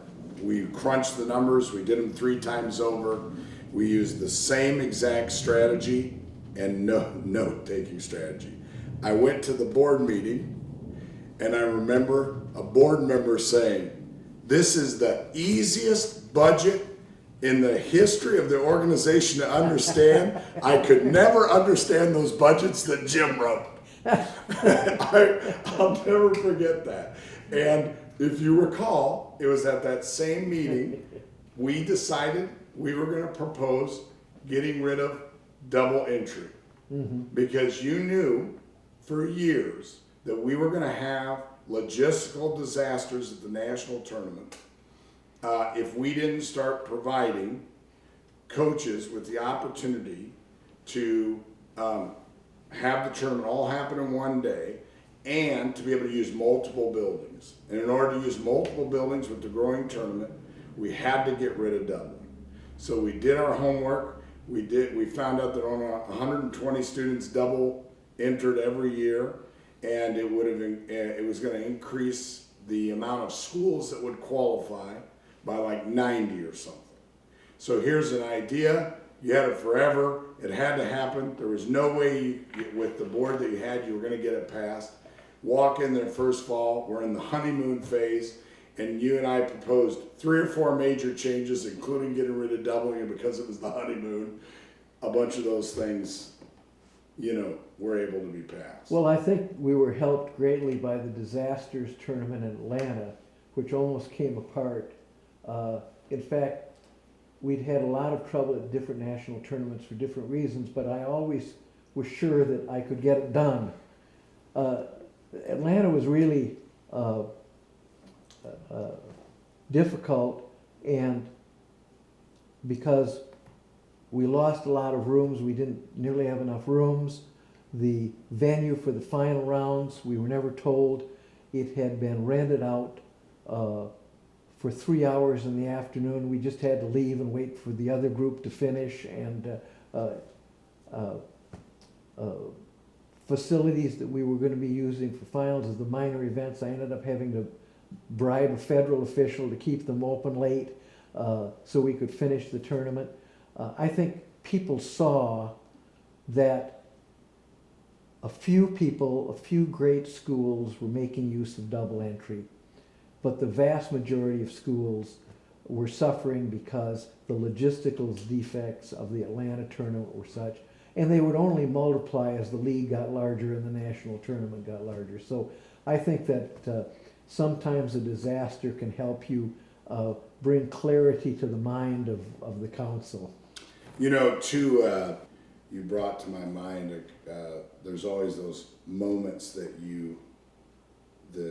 happen and you just make a call, and it's a saving moment for an event that size.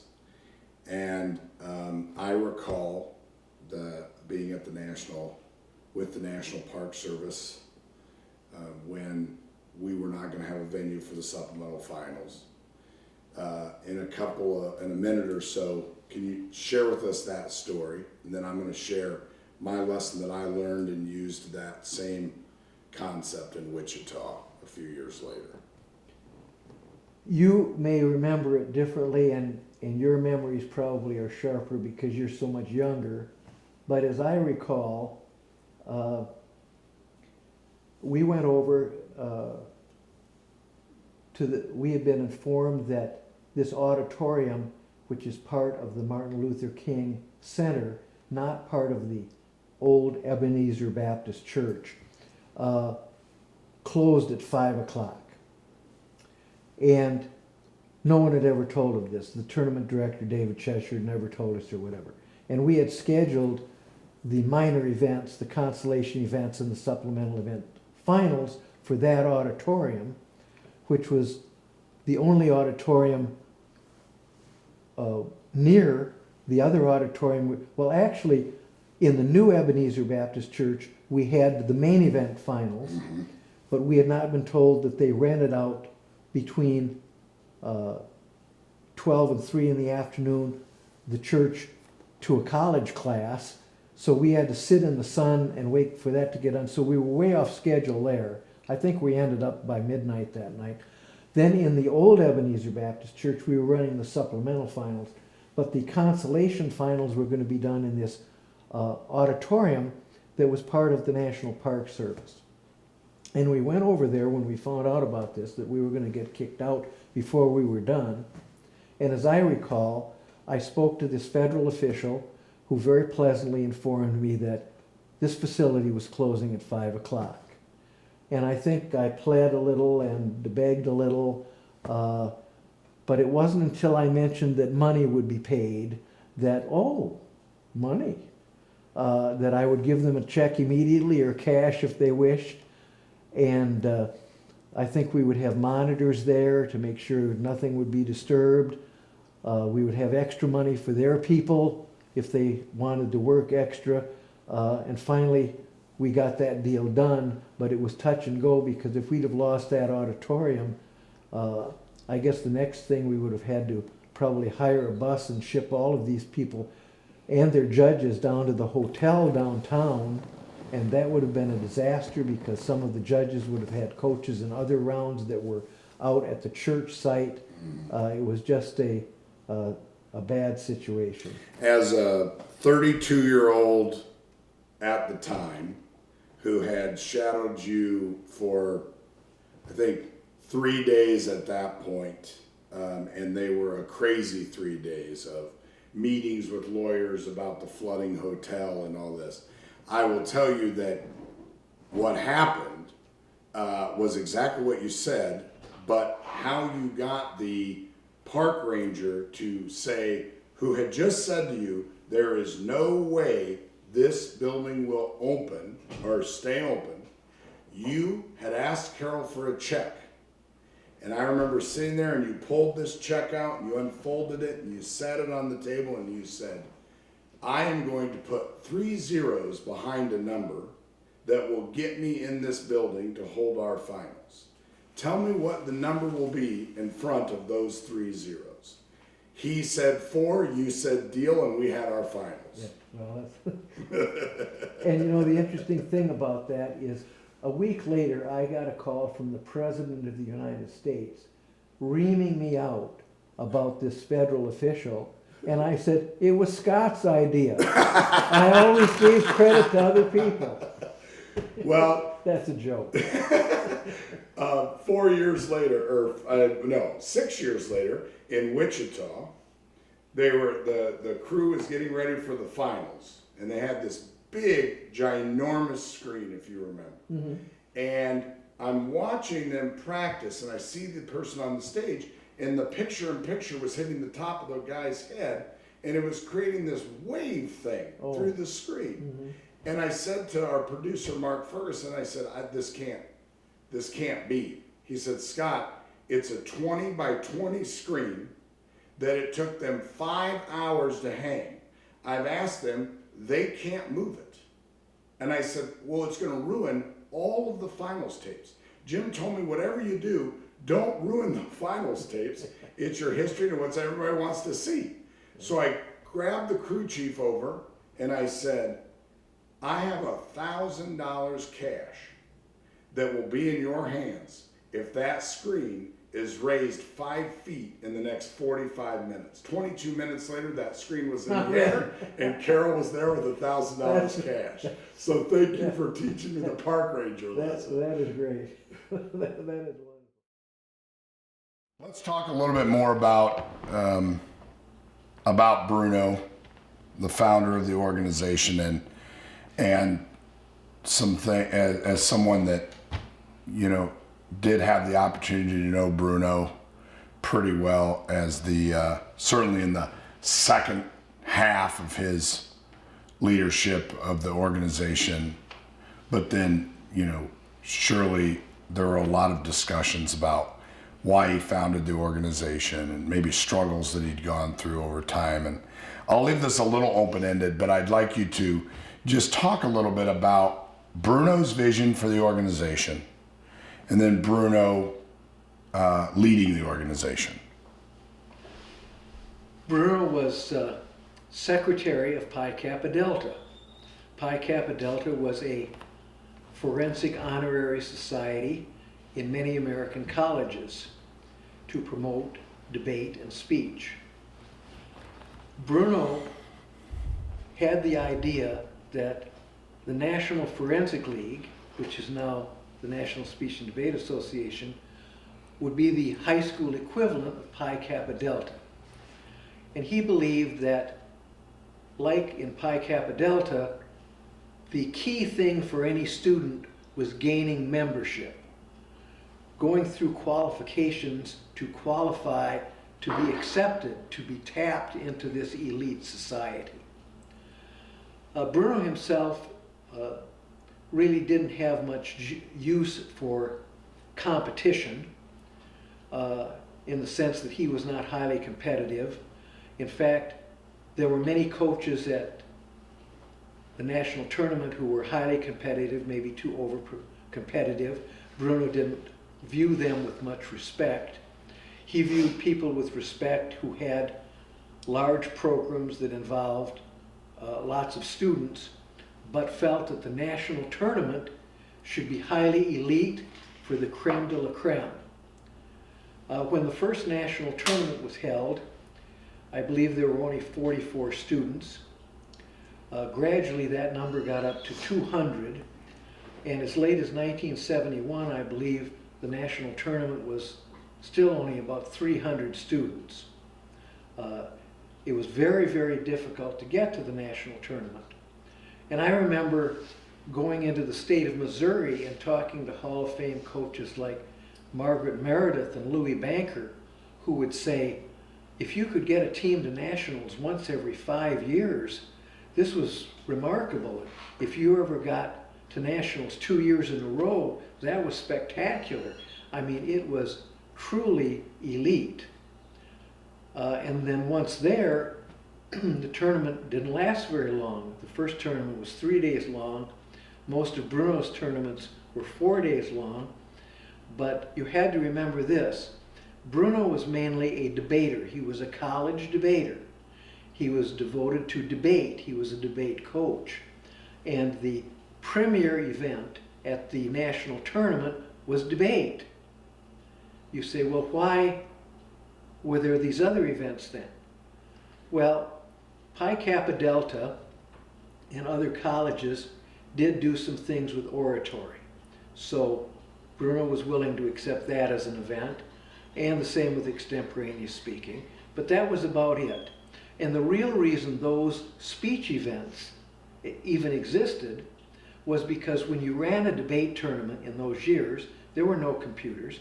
Everything was recorded by hand, and it was paired by hand, and you had a double elimination format which had a lot of intricate rules where state teams could not meet each other, teams could not meet each other that had met before, and so on. It took about an hour and a half to go from the end of one round of debate to the beginning of the next round of debate. Well, what to do with that time? Well, we'll have oratory in that slot, or we'll have extemp in that slot. And that mainly is why Bruno kind of tolerated the speech events at the national tournament, but debate was always the king. Bruno, during his time, created a lot of different ways to recognize achievements within the honor society. One of those was the Diamond program for coaches.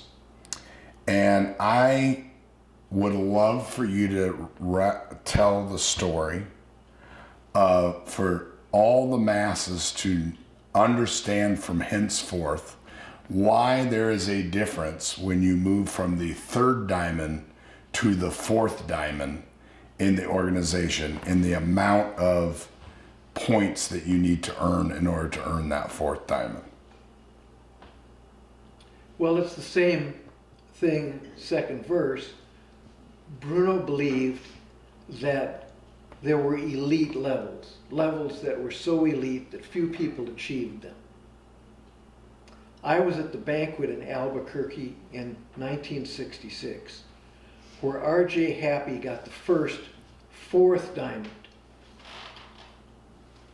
Privately, Bruno was not very happy about that. He felt that that many student points and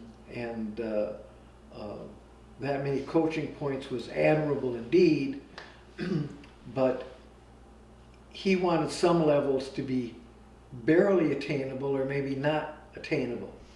And you have to remember that the National Forensic League was founded in 1925.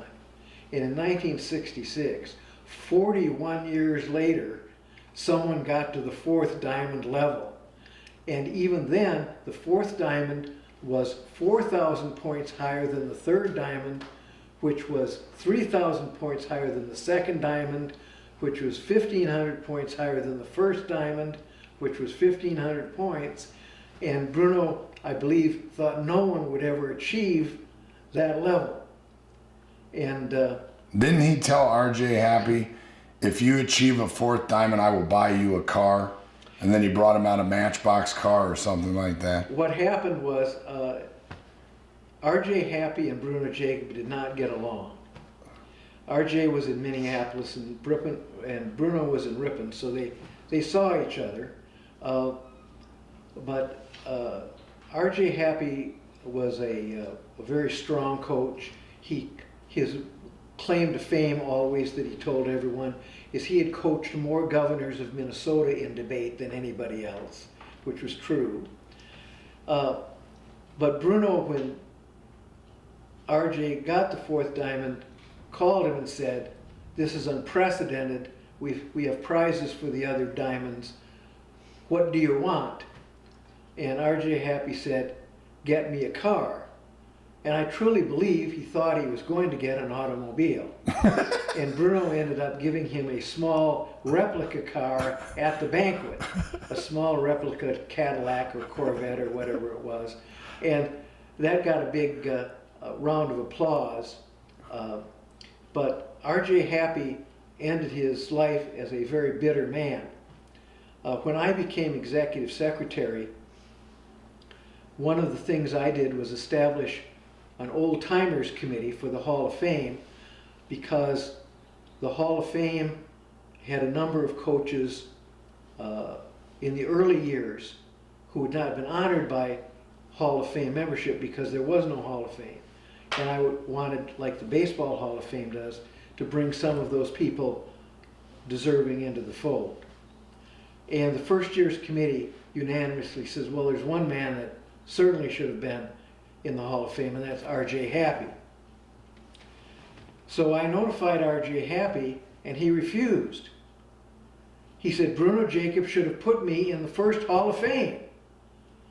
And I said, well, you know, you were retired at the time, and I said, I don't know why that was or wasn't. But I said, you've been unanimously inducted to this. We have your picture. We're going to run it on the cover of the roster. He said, send me the picture back. I will not join. And that was it. Wow. To this day, I'm sure he's deceased now, but to this day, R.J. Happy, who was certainly the only fourth diamond of his time, many people say he was the most effective coach of his time, although there were other great coaches at that time like John Davis and Jim Hawker. But he never accepted membership in the Hall of Fame because he was not recognized by Bruno. Well, we've talked a little bit about Bruno's philosophy with the organization, and I know you talked about your focus on, the fact that it was just really important financially for you to focus on that, running the organization. But when you think about your philosophy for the mission of the organization as you led board members through that 17 years, and I only mention this because it occupies half of every waking moment for me as a director, the other half is finance. So in that other half, when you're thinking about leading a mission, what was that mission for you during that 17-year period? Other than, I got to make sure we're financially secure. Well, my mission was almost the reverse of Bruno's. You couldn't be elite because speech programs and debate programs were extracurricular. Many people among the principals and among the superintendents felt they were money wasters, time wasters, not part of the academic community or curriculum. And if you were to have programs that gave youth the opportunity to learn debate skills, critical thinking skills, speech skills, rhetorical writing skills, in order to keep those programs in high school, you had to create a focus where they could experience success and be consistently rewarded for success. Now, Bruno was brilliant in that he established the initial point system where winning students got certain points, but losing students also got points. So everybody got points. And this was a motivator. A kid that lost 3 debate rounds at a tournament coming home on the bus has nothing to say, has nothing good to think about. But, I got 6 NFL points. And as soon as I get 18 more, I'm a member of NFL. And then I can get my degree of honor at 75 points. And, it's like the Boy Scouts with the various levels, tenderfoot on up to Life Scout, and then all the merit badges. Bruno constructed that system, and then the same for coaches with the diamond coaches. If you had ever asked me in this interview what was the most heartwarming thing that ever happened to me in speech, years ago in the 1960s, I was a coach in Michigan, and I was sharing a bus with another school, and we were going up to a tournament, and the coach at the other school came up to me and he said, I want you to meet my student Mary Moore. And I looked at this rather unpleasant looking, unkempt young woman, and I said, how do you do? And she says, oh, Mr. Copeland, I'm so happy to meet you. She clearly had a speech problem with her defect or something. And afterwards, this coach told me, he said, she was so thrilled to get her degree in NFL. And the way she got her 25 points is she lost 12 debates at 2 points apiece and gave 1 speech in a high school assembly. Here is a young woman who probably had not much happiness in her life. She had somewhat of a speech defect, all right? She certainly wasn't striking or beautiful. Yet she was able to achieve something. And the coach told me that she was so happy her grandmother was proud of her. I guess she lived with her grandmother. Her grandmother's proud of her. She's proud of herself.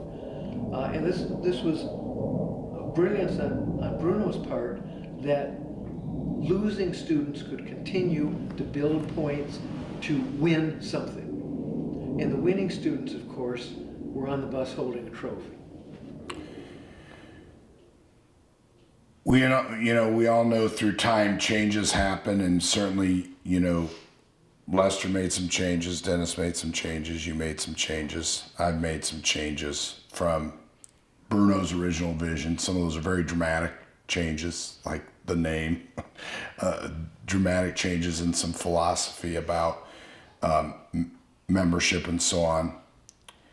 Is there a principle that either you created or that started with Bruno or Lester or Dennis, but prior to me, that I haven't screwed up yet?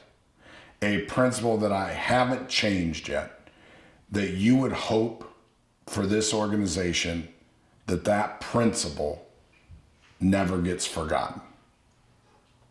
Well, the principle, and this was Bruno's motto, was training youth for leadership.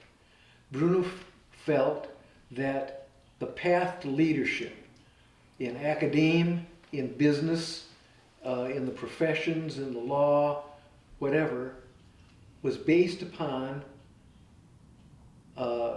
training. Success comes from training. How to research material, how to organize material, how to write well, how to speak well, how to present yourself. And I think that is the thread throughout of all we do. Now, in Bruno's time, most leaders came from very elite societies. Think of President Franklin Roosevelt. Went to a private school. He was highly elite. Abraham Lincoln, of course, was the common man, but think of George Washington, a very wealthy planter, and so on. Higher education in those years drew leaders with ability, future leaders with ability, into elite societies. This can be studied at Harvard and Yale, where they have skull and bones in these elite societies and so on that yield presidents of the United States and so on. But I think after the Depression, more of education became less on training the elite and more on training an active citizenry. And I think that more of our leaders now are coming out of the public schools. More of our leaders are coming out of public colleges, for example. And the important thing is that training can be made available to as many students as possible. Okay?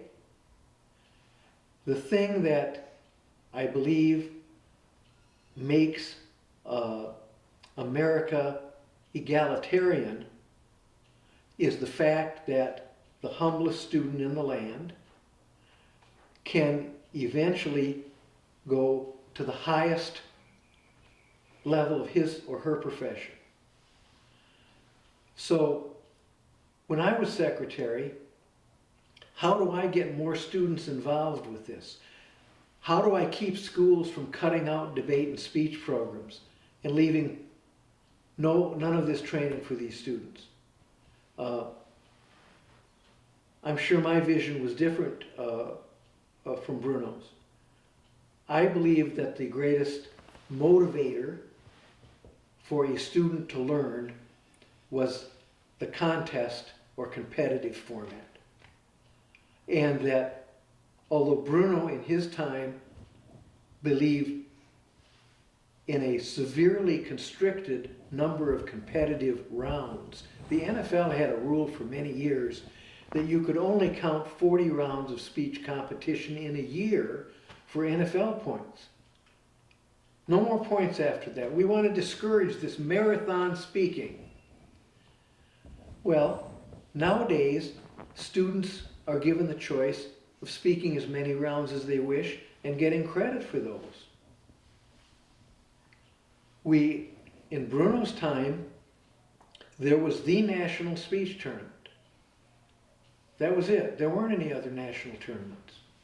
As a coach, I had a number of national invitations: the Barclay Forum in Emory, the Miami Beach Forensic Festival, the Georgetown Cherry Blossom Tournament, the West Coast Swing between Redlands and USC. Nowadays, there are even more. You have your Tournament of Champions. You have your National Catholic League, which was founded in 1962, having a huge national tournament. I think what has been proven is that more competition and more opportunities for more students is better training. Now, I agree, sometimes there are competitive excesses. Maybe coaches are a little too zealous for winning the trophy. Maybe even students are too. But I think that in the long run it is a small price to pay to having broad opportunities. Now, in your time, with the internet, you have opportunities that were not available to me as a coach or as an NFL secretary. And your outreach to foreign countries was unheard of in my time. I remember when I was a coach, there was something called the Taped Debate League of America, where teams that could not travel out of state because of state rules or lack of money could exchange audio tapes, reel-to-reel audio tapes. And when the tape was finished, it would be sent to a judge. This was co-founded as a league by one of our ex-presidents, Mr. James Hawker, and it existed back in the 1960s. And then we've had videotape debate going back and forth between schools in the past.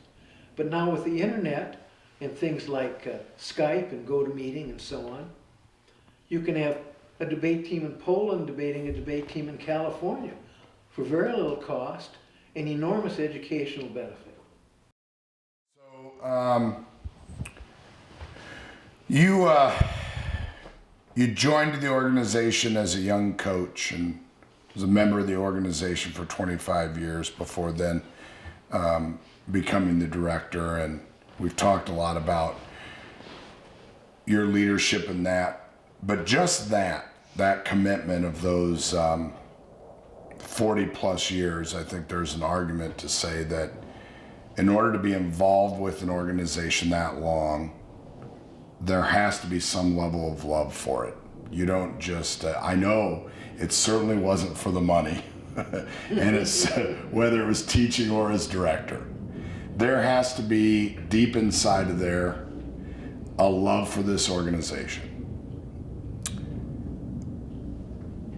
At some point, you will undoubtedly become the largest personal financial contributor and a bequest to this organization. If the years didn't argue your love for the organization, certainly your commitment financially to the organization would finish the argument, would be the final focus of the argument, that you must truly love this organization.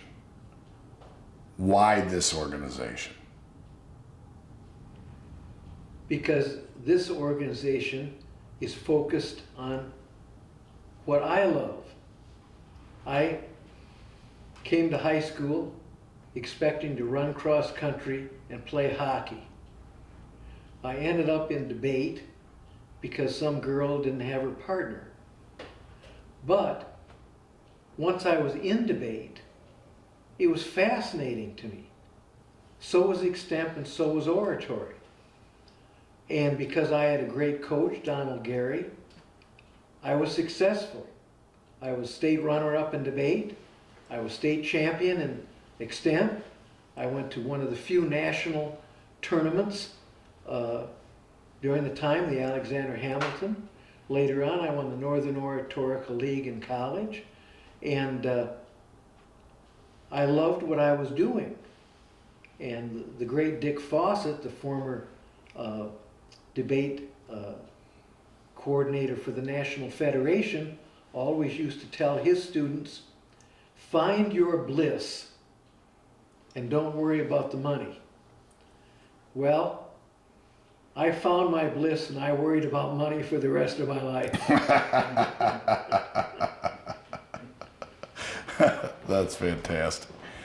When you left teaching after 25 years, if you can bring yourself back to that moment or that time period, you had to have learned a lot about teaching. And when you left after 25 years, if you could have come back and said something to the young 22-year-old Jim Copeland, who was starting his teaching career, what would you have said, or what advice would you have given that Jim Copeland, that 22-year-old version, after what you learned from your 25-year experience? I would say the hardest thing is for you to balance the demands for success put on you by the parents and the school board and the principal in order to keep your program going with the needs of the students.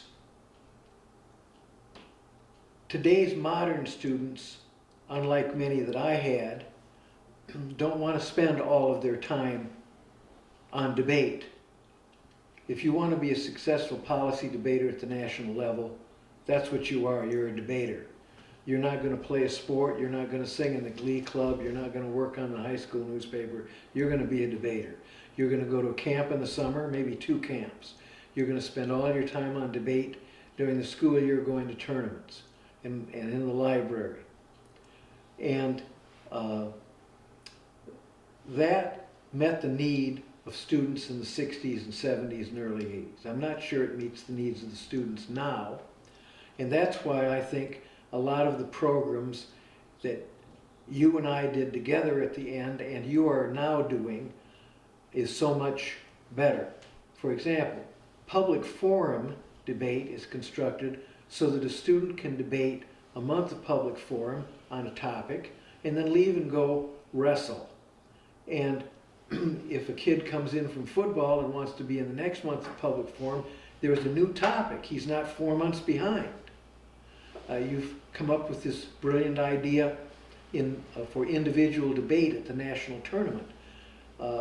There were state leagues that in the past had contests called SPAR, spontaneous argumentation, or mini debates for singletons. But now I think you're going to find more debating of individual kids on changeable topics, maybe even a topic agreed upon the day before the tournament. There's going to be more parley debate, which is more group debate. So I would say that many times the students want to experience a lot of activities, and they won't make your activity number one. Yet this is a great student, and you really need this student to be successful in order to make your activity successful. And that is always a very difficult line to draw. Same question, different area of or a time period of your life. You were leaving, retiring, being director in 2003, and you look back at the 17-year younger version, but the 25-year coach veteran version of Jim Copeland. That didn't realize at the time he was going to go more than 2 years to meet his commitment to his friends. But now you know that happened, and you're looking back and you're going to give advice to that Jim Copeland. after 17 years of running the organization, what advice would you have given that Jim Copeland at that time? When I was even selected acting secretary, I was amazed. I was very unpopular among the coaches, and I was very unpopular among the board members. And when Donis Roberts came and said, "Are you interested in this?" And I said, "Well, I'm interested in helping out," but I said, the board will never elect me. And he says, "Well, we think you're probably the only person that can do this job right now." And so I never had really long-term plans. I mean, everything was the day-to-day crisis. We're coming up on a national tournament in June, and we don't have a site yet. I remember that year, I went to California at the behest of President Tate and went up and down the coast begging different colleges, universities, and high schools to take the national tournament, and no one would take it. And thank goodness Billy Tate flew to Phoenix and convinced Mel Olson to take it in Phoenix in 1999, and it was one of our best. Or a sponsor was leaving, and then I had to fill that hole. So I really was always playing catch up, I felt. There were new events to be brought on and changes made in the national tournament and the rules and so on. So I was almost like Willie Stark, the famous candidate in Robert Penn Warren's book, All the King's Men. He was asked by a judge at a private meeting, how do you know the good from bad? How do you know what to do? And Willie Stark looks kind of confused, and he says, "Well, I guess you just have to make it up as you go along." So I guess if I had everything to do over again, I would really make much more attempt to follow what Roger Angell once wrote about Joe DiMaggio. Always show grace under pressure. I felt there were times in my life when I was under intense pressure to get things done, that I was not always courteous to people. I was not always responsive to their needs. I was not always able to make everybody happy. Years ago, I guess it was Larry Smith, or maybe it was Bob Jones, whoever was writing the California newsletter for speech coaches, wanted to do an interview of me. And they asked me what I thought was the single most important thing in my job. And I said, there are two important things. Number one is to find out what everybody wants, and number two is to give it to them. And oftentimes I had a lot of trouble and didn't always show the most grace under pressure when two contending forces both were demanding what they wanted.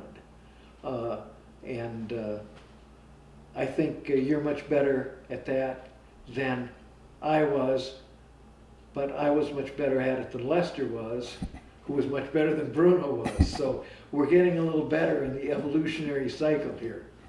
So whoever takes over for me someday should have it licked by then. That's right. That's exactly. No, I figure with all of this science, they're going to clone Scott, and they're probably Oh, good gosh. forever. There's a lot of people right now that work for me that hope that never happens. I'm going to say two phrases to you, one at a time. And I just want you to, react. You're a historian. I don't know how many people know that, but if they've ever heard you speak, they know that you draw upon your knowledge of history. You're a history teacher, and you have continued to make it an important part of your life. So if I say to you the phrase, all of us should know our history, react to that. One of my favorite movies is the movie Being There. where through a wide variety of unfortunate circumstances, a retarded gentleman is on the verge of becoming president of the United States. And people ask him questions, and he has all these runic answers like, we'd like you to do a book. And he says, I can't write. And they say, well, nobody can write. They don't have the time. So what your question says to me is, why do I think people should know their history? And my answer is, since most people are swept up in their own lives, they have no time for anything else, and whether they should know history is moot because they won't know it. Interesting. My next phrase is one that you said to me my second day on the job. But I want you to tell everybody else, beyond just the quote, what you meant. Lee Iacocca cannot put all the hubcaps on all the wheels. That's absolutely right. I mean, if you have to worry about every minute aspect of your business will fail. You have to find good people and let the good people do a good job. A number of council members over the years wanted to micromanage me, and I finally had to say, either I know my job well enough to do it, or you ought to get somebody else like yourself to do it. I firmly believe that. And in fact, one of the things that I would do if I had to go back in time is I would spend far less time on running the mechanics of the national tournament. Now, for years I had Mr. Albert Odom as my secretary, and then he retired, and then for several years I had no secretary because I believe, first of all, if I had named an assistant, that would have anointed the next secretary. Secondly, the board thought they were going to name the assistant, and I said, no, people that work in the office work for the director. And then finally, we just let it go. If I had had a person like you have young Mr. Cherian, I would have made Mr. Cherian national tournament director. I would have done nothing at all with the national tournament. I would have not gotten involved with lengthy protests. I would have not gotten involved with haggling about rooms.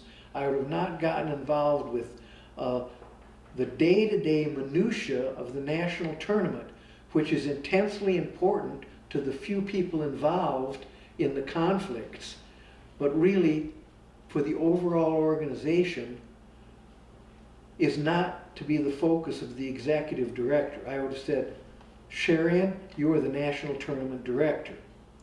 You will run the national tournament. When you have questions, you come to me. When you want to change things, you come to me. But basically, what my view of my role at the national tournament is, number one, I'm going to use the national tournament as a staging ground for national media to spread our message.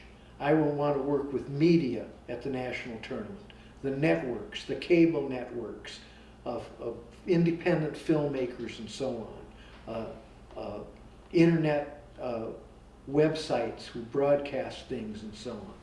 Secondly, I'm going to use this as a sponsor appreciation week, where on each day we make a day, the Lincoln Day, the Phillips Day, the Public Employees Day, and so on, of all the other sponsors, where they come in that day, they're taking a lunch, they're taking a dinner, they're seeing rounds, they're being interviewed by media, and so on. I'm bringing in new potential sponsors to sell them on the kind of program we can offer and the visibility we can give their associations, their foundations, their corporations. I certainly would never get involved with protests over debate evidence, protests over junior high eligibility, protests over one coach judged this and the other coach doesn't like him as a judge and wants him removed. This is not at the director level. This is at the tournament director level, but not at the association director level. And so I would treat my tournament director as second tier with my association editor of publications, with my association office manager who ran the points and the other parts of things that go on in the office and so on. That is what I should have done. Now, Albert Odom was a man of great love and respect. He was loved and respected by many in the association. When I came on as temporary secretary, I certainly couldn't replace him. When I got to be secretary at his age, I certainly wouldn't have replaced him. He could have not run the national tournament. He had no experience in that field. In the past, Mr. Winfield and Mr. Tucker had run the national tournament, and Bruno himself. But if I had the chance to, if I had known someone like a Cherian or a Tuna Snyder, or if he would be willing to do it, a Jim Unger, who ran huge tournaments at Georgetown every year, to run my tournament so that I could be free to do the things I had to do, whether it was expanding in the foreign arena, bringing in foreign leaders, foreign schools, the media, the sponsors, and so on. That's my job at the tournament. To go to the Hall of Fame banquet, to make the main speech at the student banquet if there is one, to be on stage for coach awards especially, to run the important meetings with the district chairs and the council, but to get involved with the day-to-day aspects of the national tournament made me a person that was not easy to deal with, just because I felt I had to keep all of the balls in the air, and I didn't. I shouldn't have done that.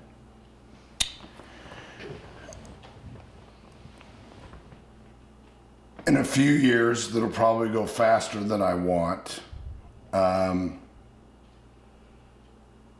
Jaden 1 will be entering the 7th grade, 8th grade, 9th grade, thinking about maybe joining his speech and debate team.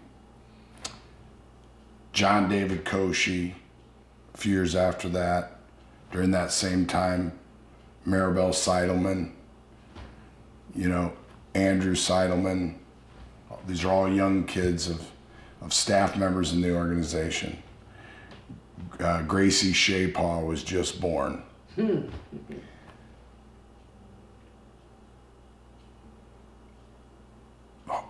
I believe that they'll have the opportunity to hear all of the great wisdom from Uncle Jim. But if you got an opportunity to look in that camera right now to the young Jaden 1 who's thinking about doing the activity, or the young Maribel Seidelman thinking about doing the activity, what advice, what would you say to Jaden as he's thinking about whether or not he should do the activity? I guess my unexpected answer would be this. Unless the National Speech and Debate Association, unless Don Crabtree president, unless Scott I secretary, unless the board members are successful in the next few years, there will be no opportunity for Jaden and Gracie and all of the rest. American schools, public and private, are, and probably always have been, under severe pressures, and pressures which tend to eliminate speech and debate programs. Funding pressures. Pressures from colleges and universities constantly demanding more prerequisite courses be taken in high school before students are admitted to their institution. colleges and universities who have abolished speech programs and speech education programs, and therefore there are no dedicated debate coaches coming out. There are physical education programs at the University of Michigan, where I went, and at the University of Iowa, and at Redlands University, and so on, that turn out students who are trained to become phys ed teachers and coaches, but there are fewer and fewer colleges every year that are turning out speech teachers and speech coaches. Many colleges and state boards of education feel erroneously that speech is part of English and therefore it should be part of the English department, part of the English curriculum, and English teachers can teach this. In theory, I suppose you can make that case, but in practice, what happens is when English curricula are developed and English teachers hired, well, we need a teacher that can teach Shakespeare, or we need to add another course in teen lit, or we need to do another course in advanced grammar, or something like that. There never is any room for speech. The English people are English people. I mean, this would be like putting American history in the English department. It's going to be squeezed out. All right? The reason that so many major universities at the turn of the last century separated their speech departments was because of this. For example, at Marquette University, there was a school of speech. Speech and theater and speech correction were all put in a school, and it had its own dean. It was not in the English department. All right? And the University of Michigan had a separate speech department. They had their own building, the Fries building. They had their own chairman, William Sadler. They were not in the English department. Because at that time, educators at the college level found out that there were certain lines of teaching, there were certain subject matter groups that naturally belong together and should be separate. But now everything is being homogenized. Like there used to be departments of history, but they're not anymore. There's just kind of an agglomerate of social studies. So I would say that your organization has got to keep this thing going if there are going to be programs. This will be a battle that will not be pleasant, but it will be long, and there's no guarantee that you will win it. You have to guarantee broke public schools and new charter schools and old line private schools to continue having speech and debate teams with a dedicated teacher or coach. If that fails, then you need to go to the model envisioned by the Bradley tapes, where an outsider, a parent, a grad, some well-meaning outsider, can come on to the campus as a walk-on coach or walk-on teacher and run a debate club, and you've got to train that person how to do that and how to get students involved in that and so on. And if all that fails, then you're going to have to go to an individual model where you're using the internet, where students themselves, using internet resources, train themselves and can compete with each other over the internet, with you as the premier and umbrella, the primary association, National Speech and Debate Association, run those events over the internet so that people worldwide can get involved in them over the internet facilities and have them, and they'll be no part of the school curriculum. So that is a bleak picture indeed, but I believe that even more than when I retired. So Jaden ought to join the chess club. Well, no, I think Jaden ought to go to his high school counselor and say, I want to join speech and debate. And when Jaden finds out there is no speech and debate, he should go to his mother and father and say, you have a meeting with the high school principal. And when the principal says, well, we just can't afford that and we don't have room for that and blah, blah, blah, blah, blah, blah. Then the parents need to get all of Gracie's parents and all the other parents to go to the school board and raise hell. Or the newspapers.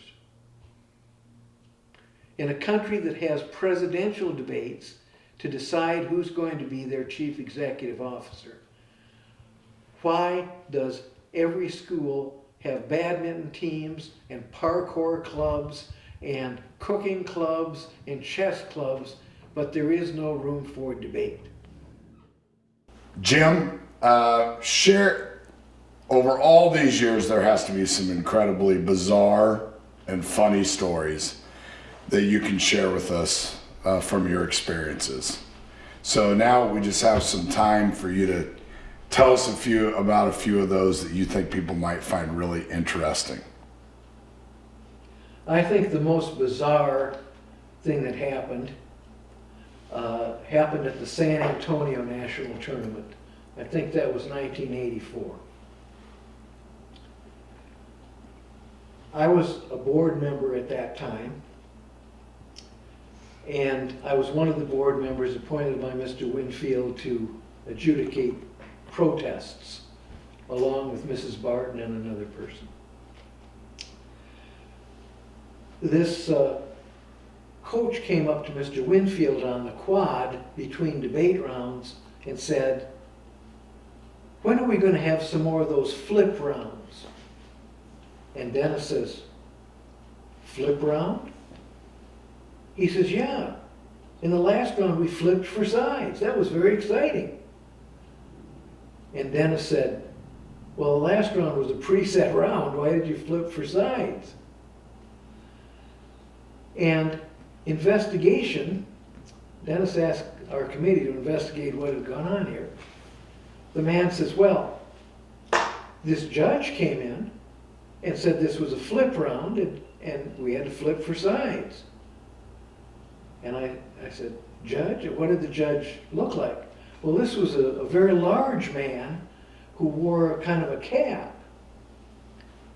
And Phyllis right away says, "Oh, that's Frank Garlicki."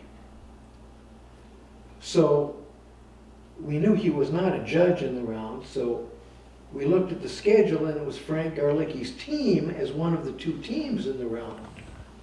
Oh my goodness. Apparently Frank was very strong on one side but not on the other.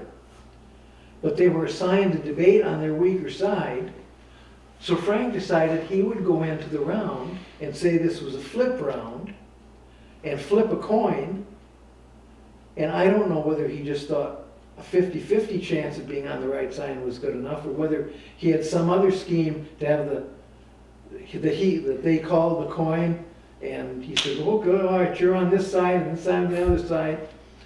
But he ends up getting on the side he wants to because he wins the flip.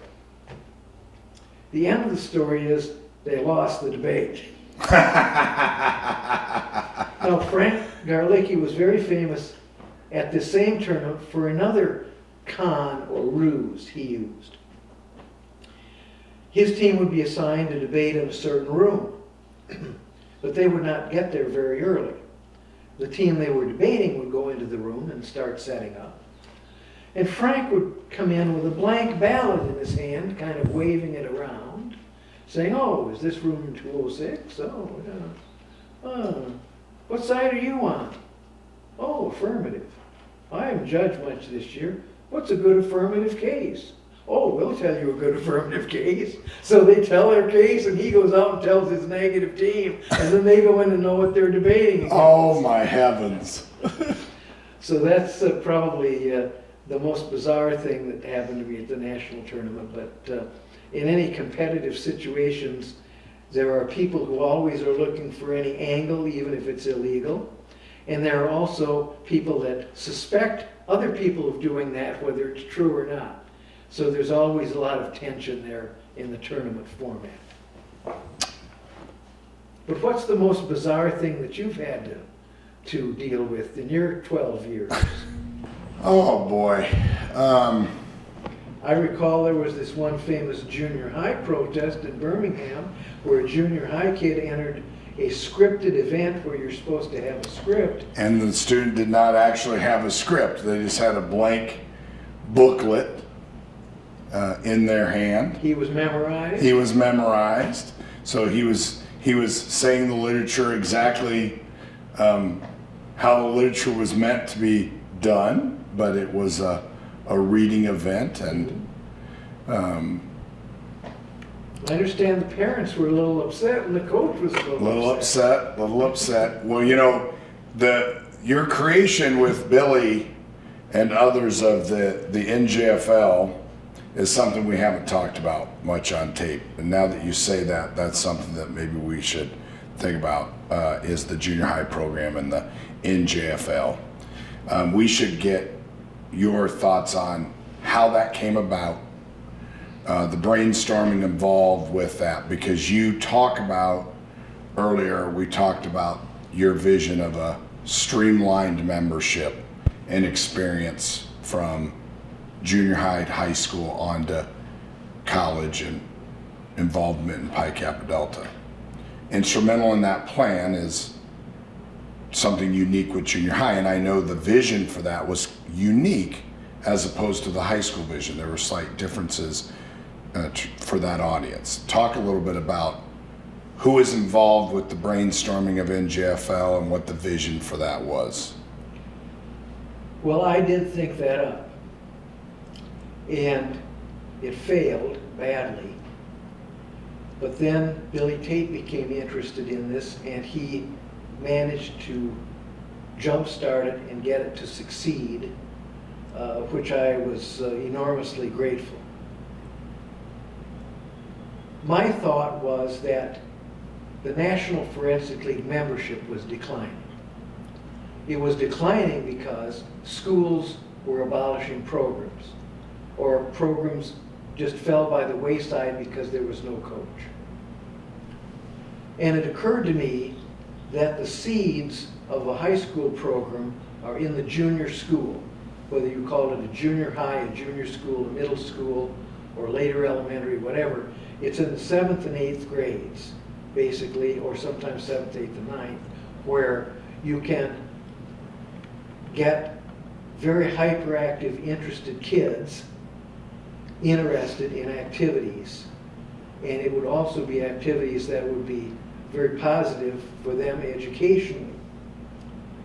And the fact that we had no junior program was deleterious simply because students were making choices earlier and parents were making choices earlier.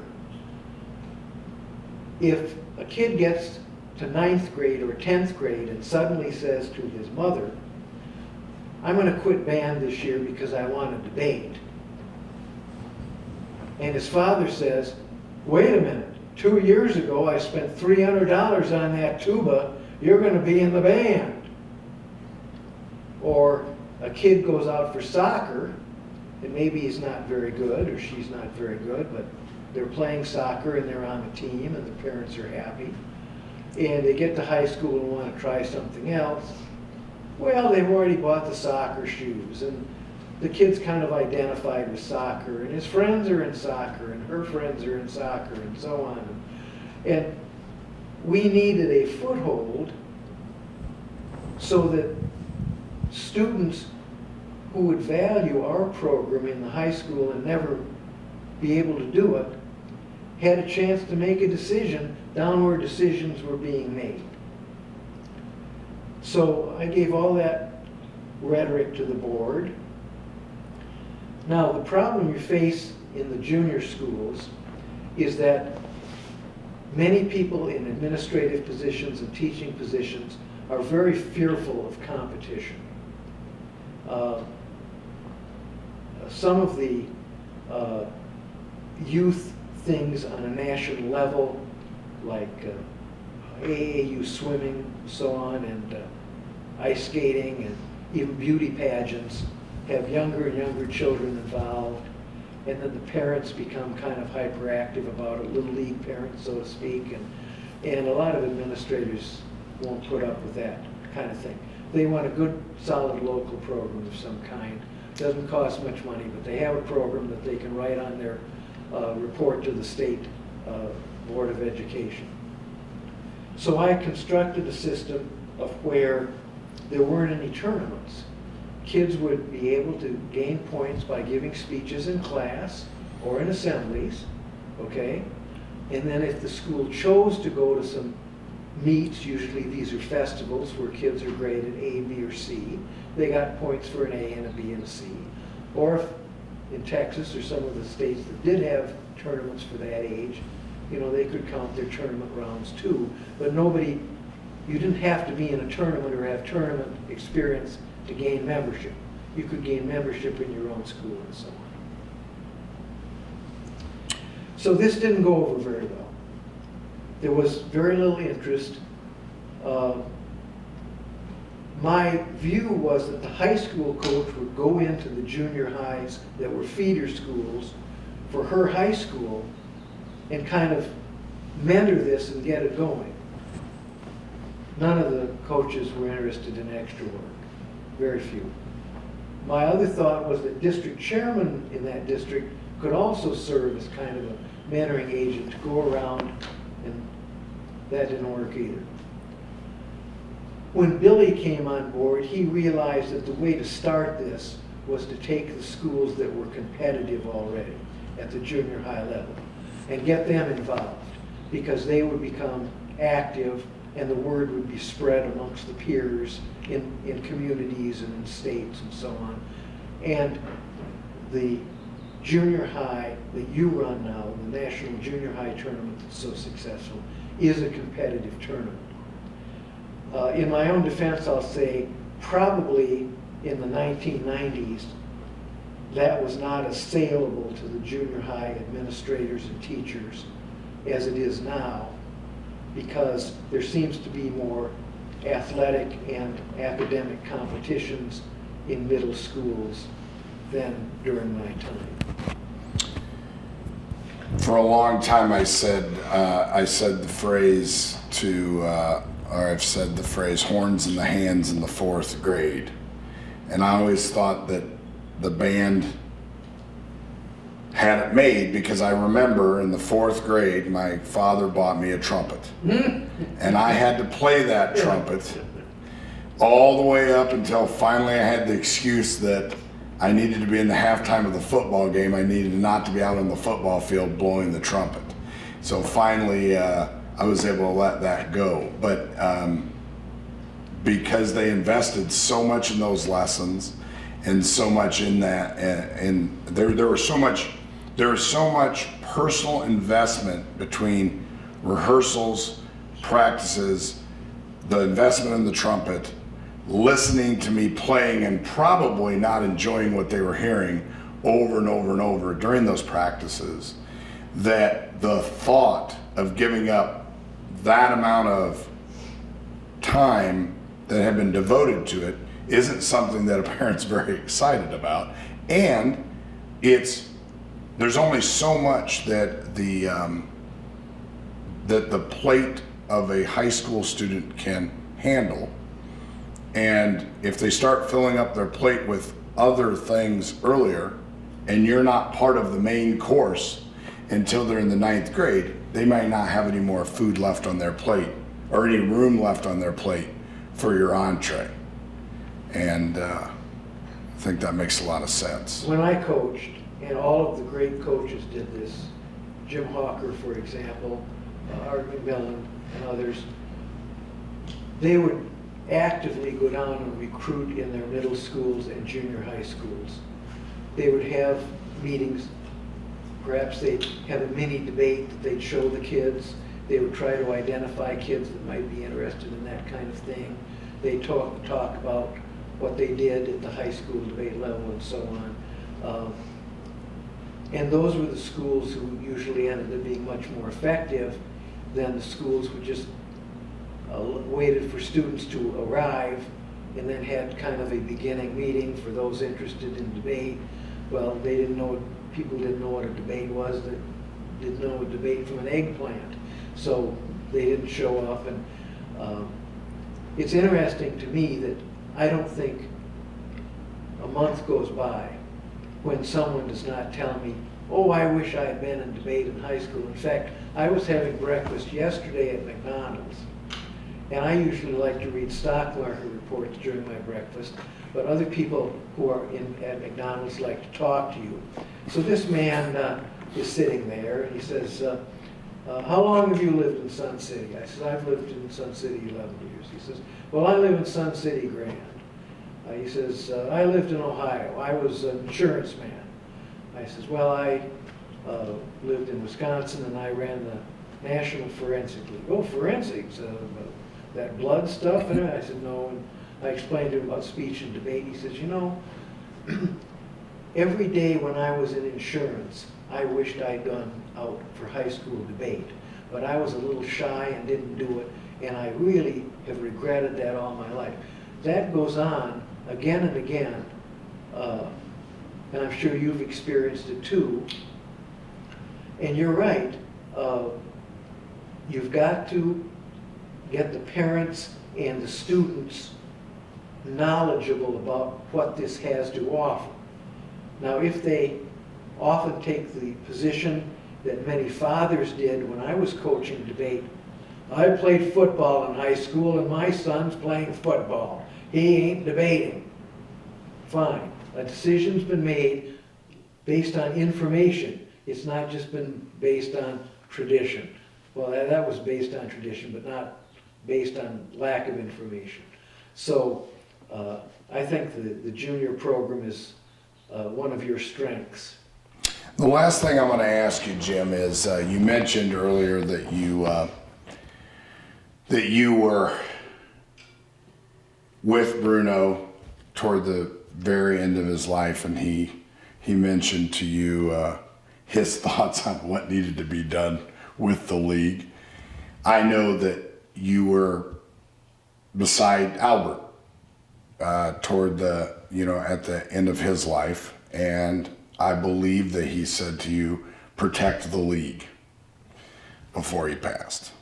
Now, you and I have a pretty fantastic relationship. The last fucking thing I'm going to ask you to do is talk about the league when you're on your deathbed and I'm there by your side. I hope you don't. I hope you say something really damn funny so I can tell it forever. But today, I want you to tell me your message to me of your desire for the organization 20, 30 years down the line. If you had the opportunity to say, Scott, do this one thing, make sure you do this. Well, I'll say it a little different way. I'll say keep doing it because you are doing it, and I hope you will keep doing it. And that is innovating. Innovating. When I was secretary, not only did I have the financial constraints on me, but I had some very conservative board members that were hard to move, to change. It was Donis Roberts who finally made the board do the points online. I had board members saying coaches should do these points by hand. I had board members saying, oh, if we put them online, that violates the Freedom of Information Act because students can see that other students got a last place in some contest and will be sued. And even when I brought that board member the Supreme Court decision on that issue, that public records, when you go to college and you're in a professor's section, and you usually have your college number, which is a 6 or 7 digit number.